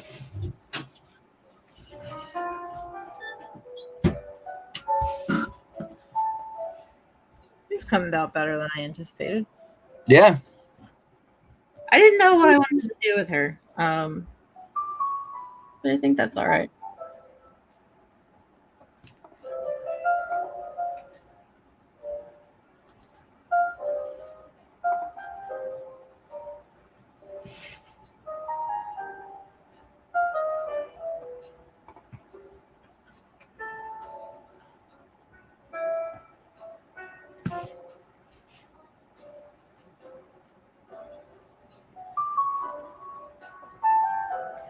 And of course, Daniela, who is on the screen in SteamYard here, is one of the 4 finalists of the Character Cup, as I'm calling it, for the Character Reveal campaign. Who's the best character that was involved in the campaign? And I think the 2 heavy favorites to win are Daniela and Frederick at this point. But then again, Rydrak has acquired a bit of a following, so he could probably squeeze himself in the top 2 there. Yeah. I think definitely Frederick is going to be one person that's going to survive onto the final round because overwhelming support on that end. Tell them what I say to you every day, and what fuels my decisions. Hey, this Everyday life. is a kid show. Well, there is no it's not dirty. That dirty. That dirty. Dirty's dirty. I'm going to tell my viewers that you're a simp for Frederick. Her words, not mine. What's up, Frederick? Could you please write a scene where I can romance Frederick? Come on, man. It's the end of the campaign. Come on, he reminds me of Elijah from Vampire Diaries. So yes, I'm gonna want to romance him. Oh, I can see that. Yeah, Oh, like the boy. suits and everything. That's the first thing I thought of when you said that he's always in a nice suit. That or Lucifer. Both. That'd be Slender Man. Yeah. You know, it's funny. When I first revealed the details of the said character, somebody actually said, "Is that Slender Man?" Like before I got into the facial details, I'm like, a man in a suit appears. Slender Man? No. Nice try though. Oh God, I can't remember who did it, but that was so funny. Faye's Bay. Hey, I had somebody who has time control as a power, and I legit made the biggest mistake I could think of to let him go from week 3 all the way to week 1 and make different decisions because he uses time power. I was like, you get one. You get one turn back the time like this. It was fun though, because he got to go through the whole campaign and make different choices. That's hilarious. He's like, can I just, go back? Like, how far you want to go back? To the beginning? Like, why not? Their face drops. Little did I know it was gonna take him pretty much the whole day to catch up. I don't know. There's some people who are way behind. Yeah. Somebody on the stream, not mentioning any names. Alec. It's like 5 weeks. Poor Alec is so busy. With his writing, with all the commitments to One True Promotion. He's on week 3, right? Alec has been trying to do more of the campaign, as has Paige, who's been busy. And Alec has been committing to 3 choices a day. And he's just getting to the conflict with Mazareth, who a lot of people voted for in the character cup, Really? which surprised me. Surprising. Well, he made it to the final 8, didn't he? Yeah. He made it further than Christina did. No, Christina. She's in the final 8 too? She was in the final 8 as well. She got eliminated in the final 4. With him? She was literally Wait, one vote more than I thought we had 8. or 1 vote less than Raydrak at that point. So Raydrak got in and she got booted for final 4. Because a lot of people are like I don't know, man. He has a huge following, Raydrak. I'm surprised. Faye's Bay, in my opinion. Faye's Bay. Faye got eliminated pretty early. I'm so sad. I wanted to. She didn't make it to the top 8. I had my top 3. She was my 4th. I think Sujin made it to top 8. Are you kidding? People kept voting for Oh him. crap! You should have let me put my Faye's Bay in there. Faye's Bay. I think we covered this last week. That whenever. Let me know if Paige joins. I told her we just mentioned her. Oh, did you? Yeah. Well, she's a part of the Sanguinary Sam's Song over, though. book So, club. I don't know if she's Oh, over. Sam's over. Your Hi, Sam. girlfriend? Yeah, my girlfriend. Quote. Is she on? If you bring her on, you have to mention it. It would kill Sam. I could embarrass her so hard on the stream right now. Yeah, but we're not going to do that because know. this is a chill stream. We're nice to everybody. We chilling. Uh-oh. We get along with everybody. Uh-oh. Wait, Oop. Hang on. Technical difficulties. Oh, boy. Yeah, it froze for a second. Oh, okay. That was weird. It looked like somebody was hacking your device. I Was it Richard Grieco? the connection to is it's wireless. So sometimes Bluetooth is a fickle beast. What I get from Oh, the yeah. same page.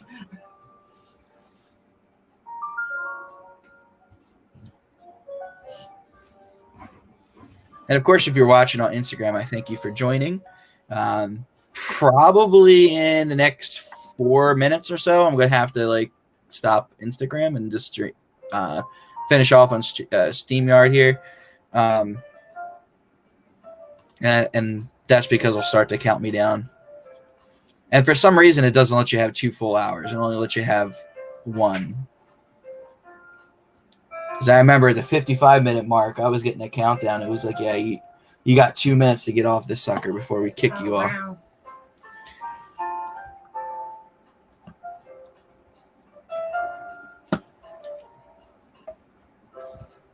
I think as I'm ending the stream on Instagram, I'll play the character reveal campaign collection, which is sort of a collection of the character designs and the voices that you're going to hear in the campaign. Just a sort of recap of everything that you guys have gone through in the past few weeks. And of course, you'll get to hear Drake's voice for the first time, or at least a homemade version of Drake's voice.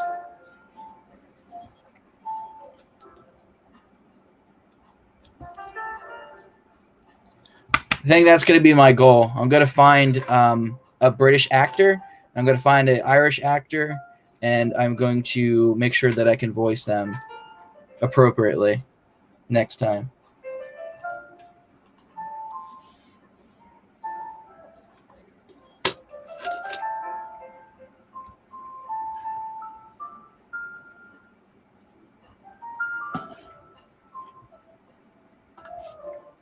Where you at? 71. Haven't gotten far because we were talking. Oh. We're talking. Chancellor Marco is talking about Ooh, Drake. the Chancellor. So, Brielle, you want to hear something funny? Yeah. I was doing the character reveal campaign, and I introduced Chancellor Marco for a very brief cameo to talk to the character about making choices and whether or not they wanted to stay with the Coven or go to the Warlock land. Yeah. And out of the blue, I gave Marco a first name. He didn't have one? I realized this, but no, because they always refer to him by his last name and his title. You changed it to. Well, what did you give it? I can't remember. His name is Lucien. Wait, Lucien? Lucien Marco. Lucien. Okay. That's a name. Oh. Yeah. Yeah. I thought it's pronounced Lucien. That's why I'm confused. I just think it's funny that I've gone this far without actually giving him a first name.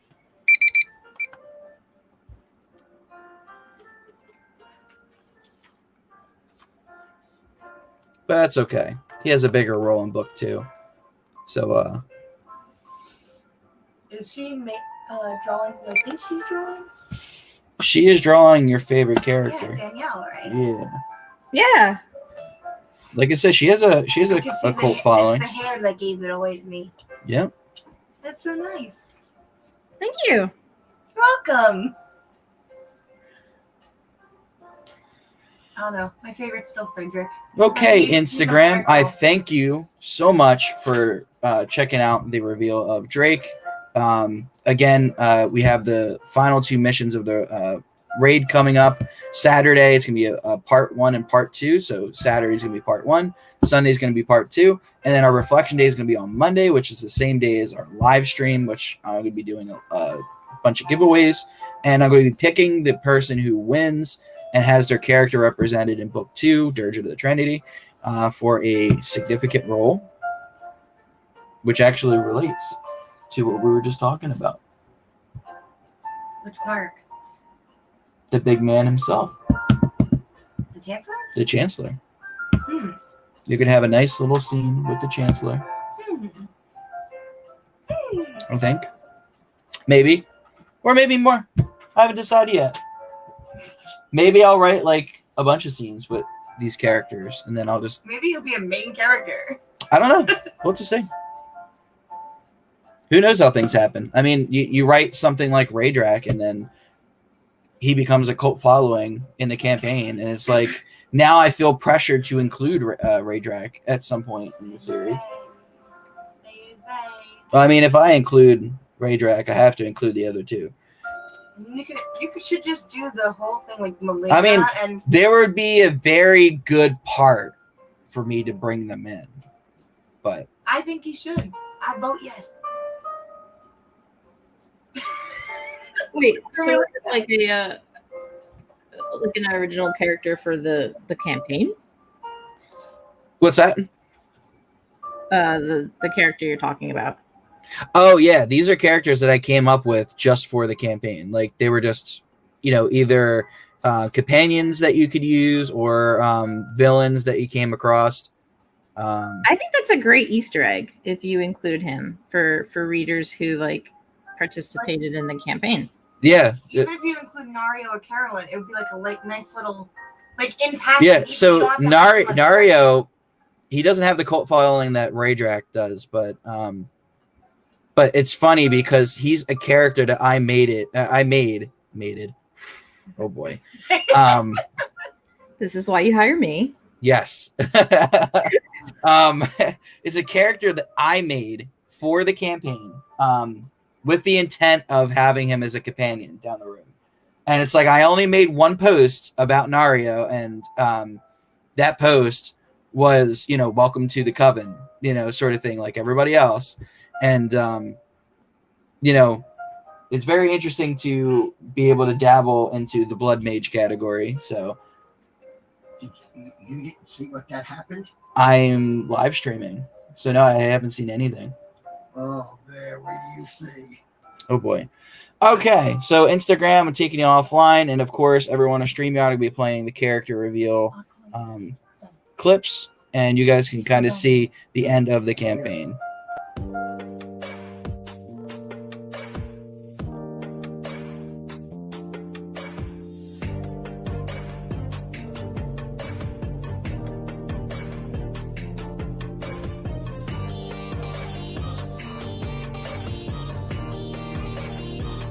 My name is Daniela McNally, and I'm going to be taking over as your new instructor. Oh, sorry. Forgive me. My name is Alaric O'Sullivan. From here on out, you are to address me as Mutior.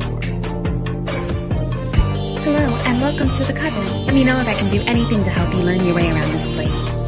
Anyway, my name is Christina. I am Frederick, and I am the Warlock Lord. And whatever you want in life, I can provide. You have that privilege because I allow you. I will humble you.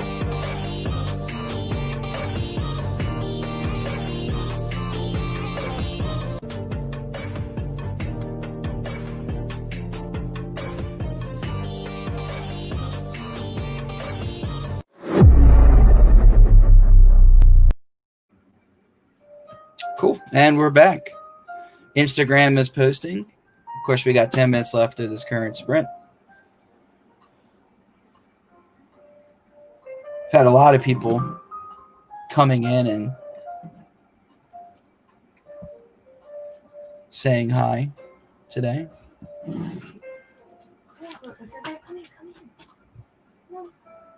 Oh, she's back to take her seat of power. She can't decide.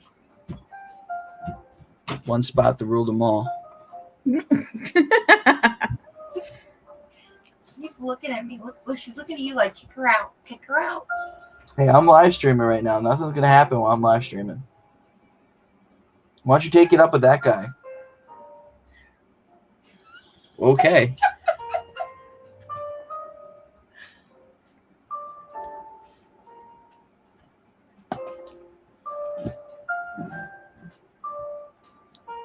Of course, writing prompt number 4 was you've brought an old chest of drawers and discover a piece of paper stuck inside. What is written on the piece of paper? We'll be getting into prompt 5, which is one morning you wake up unable to recognize your surroundings or the people you are living with. Write about what happens from the moment you wake up. Interesting.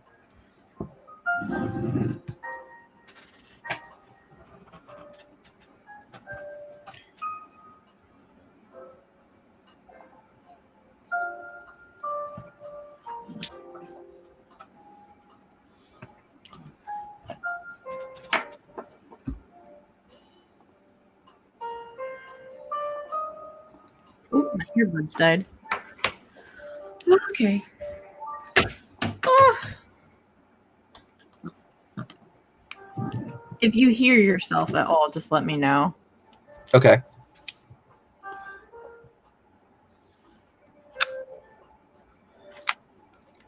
I'm sure our friendly neighborhood tech guy will let me know as well if we're echoing on stream, which we probably aren't, because I would hear it. Emerges from the shadow. Hey, you never know. Stranger things have happened. No. No.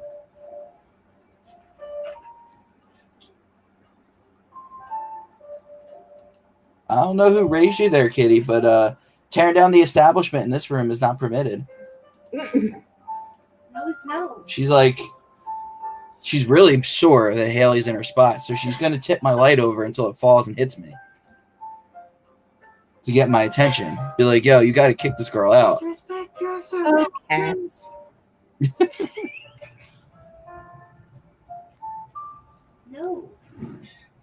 No. Come here. There you go. About There you go. Get some to pets. be done this chapter. About time.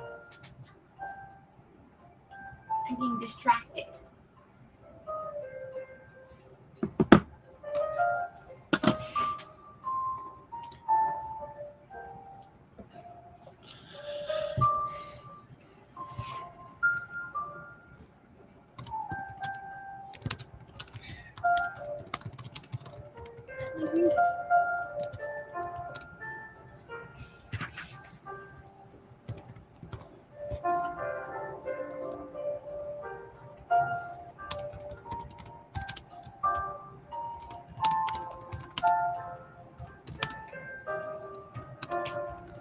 Chapter 7.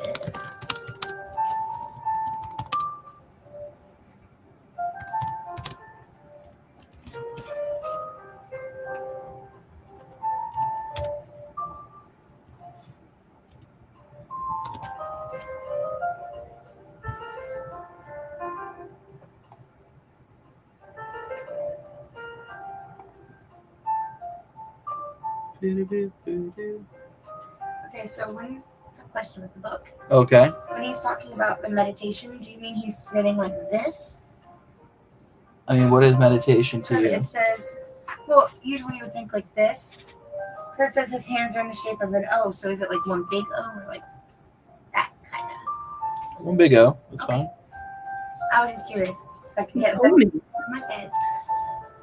I mean, contrary to popular belief, there is more than one way to meditate. I know, but the most popular one would be like that.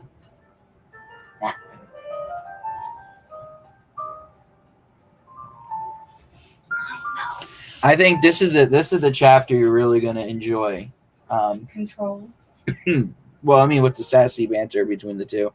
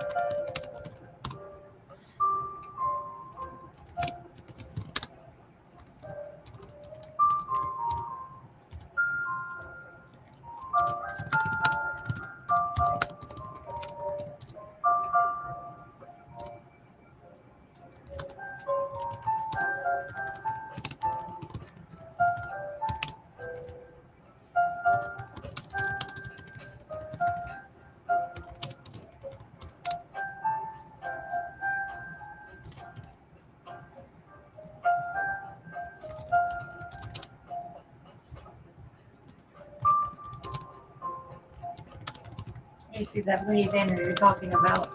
Mm-hmm.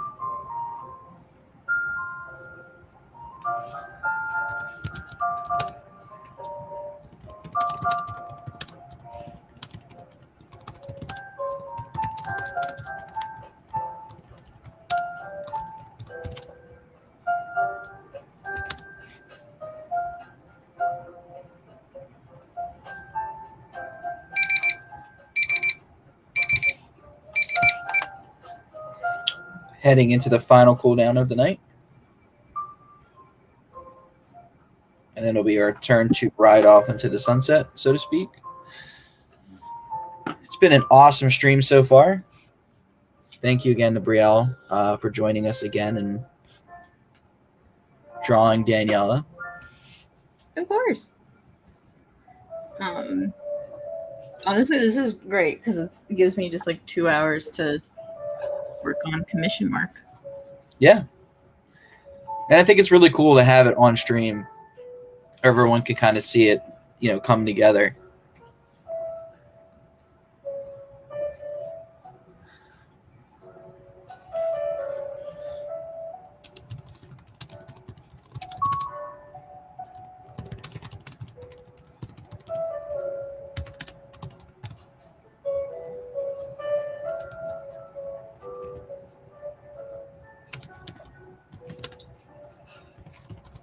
I wanted to like participate more in the campaign. I mean, like the past week was moving week, so it's a little difficult. But I've been like watching and reading everything going on. It looked fun. Yeah, for sure. I mean, I think the last 2 weeks have been personal favorites of a lot of people that played. I think the Painted World is everyone's favorite from what I've gathered, which included Mazareth and the King Sujin and this very interesting realm within a painting. And of course, that's where you met the 3 wood fairies, Raedrak, Valeric, and Faye, that we keep mentioning. And of course, week 4 was Frederick's, and I did something a little bit different with his. I introduced his character reveal early, and it was a story that focused around Frederick and his warlock clan and a love interest of his named Mia.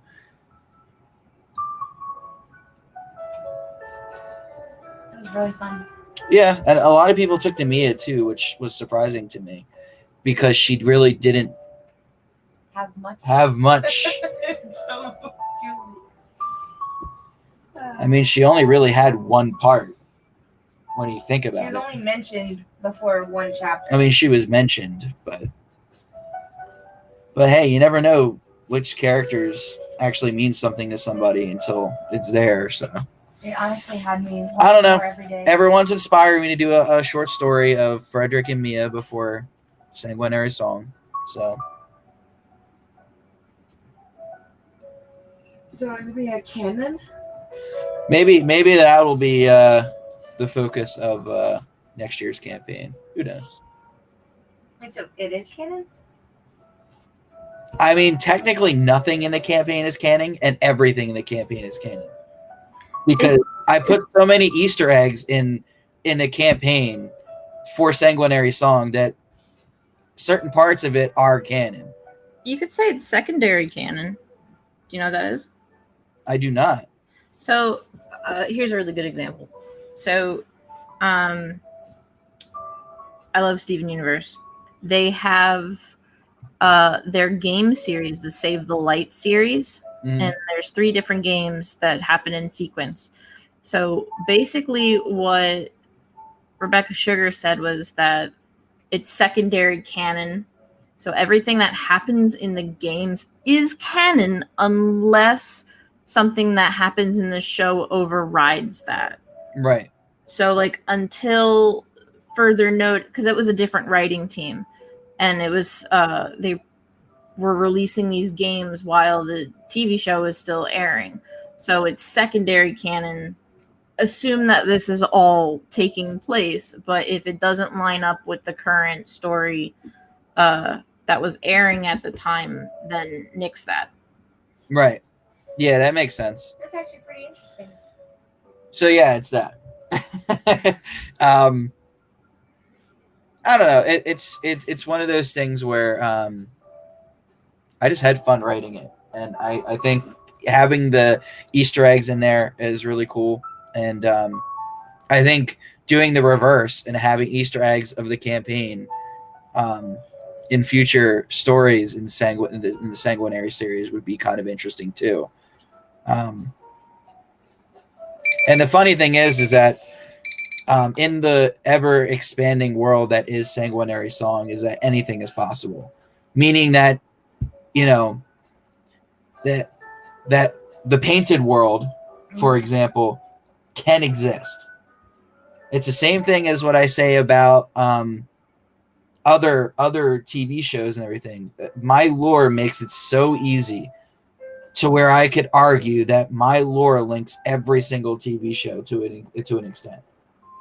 To where if you went to the right realm, you could run into those characters. And it's the same way with the painted world. Is somewhere out there, to a degree, there's a painted world out there with Mazareth trying to break out and cause havoc. My favorite part, honestly, of the campaign is stumping you to make you have to rewrite everything. Yeah, a lot of people tried doing that, and I definitely appreciate that, because I was shocked, really, with how many people survived with no casualties in last night's challenge. And I did everything in my power to trick people into, let me reword it. Not trick, but guide them to a choice where they were going to have to lose somebody. Like, they have to choose. And everybody outsmarted me. They found a loophole and were able to save. Well, and there was one person who lost 5 people. Really? But I won't call them out. But fair warning, I did tell them. I did tell that one person, and I did this for a few people who picked this. I said, I gave them one of those warning. Choosing this choice means that you're gonna have this happen, like heavy casualties. Do you want to proceed? Most people say no. I'm going to go with the other option because I don't want to lose characters. This person was like, prove me wrong. We're going to go. Hold my apple juice, okay? We're going to try to prove you wrong. And yeah, that person did not end up well. He lost a decent amount of his characters. I have 7 characters for one path and 8 for the other, Yeah. Oh. or 9 for one and 8 for the other. And this person lost 5 people out of the 8. So his raid missions aren't going to be fun. Well, they are, but they're going to be difficult. Wait, so Well, let's clarify. Is it going to like refresh? Like, if you lost anyone, is it going to refresh tomorrow, or are you continuing from there? Oh, I was going to continue from there. Oh, because it's not like a brand new story. Now, if your character yourself had died, I would have given you the option to continue, because who wants to wait until the next story to participate? So I would give them an extra life to continue. But characters are fair game. Yeah, everybody else is fair game. And the funny thing is like, especially if you choose the Coven, like 4 of your characters are main characters in Sanguinary Song, and even they're in trouble if you don't choose correctly. And there you go with that second canon. Oh boy. I know my laptop is starting to betray me. So I think what I'm going to do is get ready to wrap up for tonight, because I got 11 minutes left before my computer shuts down. Brielle, would you like to share your social media and tell everyone how they can follow you? Absolutely. So, hold on. Let me turn all the layers off. Boop, boop. So that's all my info on screen. You can find everything at my central hub, which is my website, brielleinfo.com. I'm currently... Well, I should close probably. Oh, you know what? It's still showing Danielle on the screen. Is it really? Did it freeze? I was just thinking, I was like, wait a minute. It's not closing. Let me disconnect and reconnect it. I think that's what happened earlier. I'm not sure why. On here, is that free, or do you have to have like an account? Oh boy. Oh, no, never mind. I can wait. Oh no. I got 11 minutes. I'm not dressed. My main screen's frozen, but we'll just talk it. So yeah, so my main website is brielleinfo.com. I have a list of my services, my gallery of examples for artwork. I also list what I do in terms of copy editing and proofreading. I am open for copy editing and proofreading commissions right now. More than willing to take on a new client. I probably should close art commissions for the time being. It might still say open on my website, but I'm going to change that after stream's over. Yeah, and then all my links to my socials are on the website. You can find me pretty much at Brielle Elise on... Oh, there it goes. How do you spell it? Just completely froze on me. Anyway. On Facebook, on Instagram, on Twitter, even though I'm not as active on Twitter. And then if you want to, I do occasionally stream my artwork on Twitch, and that's at the Ellieverse. And that's everything. All right. And of course, you could follow me at AndrewBest24. You can follow Alec at at Alec Pangea Author. You can follow us at One True Promotion on Facebook, on YouTube, and of course the Twitch. You can follow Nick Geo Arts and Tangible Voices podcasts for the rest of the crew.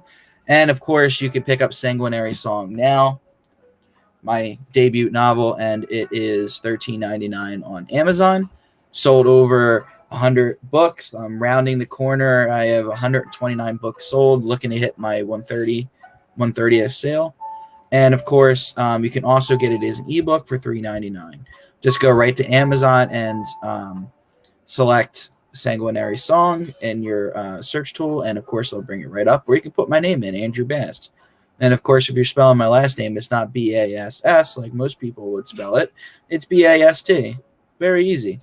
And yeah, you can go on there. You can pick up Sanguinary Song. Won't be disappointed.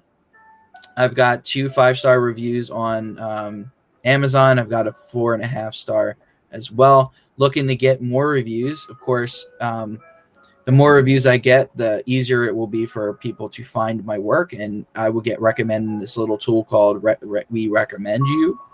And yeah, if you read Sanguinary Song, please do put a review on Amazon, or if there for some annoying reason Amazon won't let you because you didn't spend enough to review, please consider going over to Goodreads and putting your review there, because hey, even in Goodreads, it could definitely help me get noticed, and we need reviews, us up and coming authors and first time authors. So once again, I wanted to thank Brielle for coming on. I'm sure she's going to be on again very shortly with more artwork. Definitely will have her back whenever she is able. And I think Nick will be coming back next week. Don't quote me on that. And of course, my computer's counting me down. But yeah, thank you so much for coming out. This was Writing Sprints, sponsored by One True Promotion. I'll see you guys next week.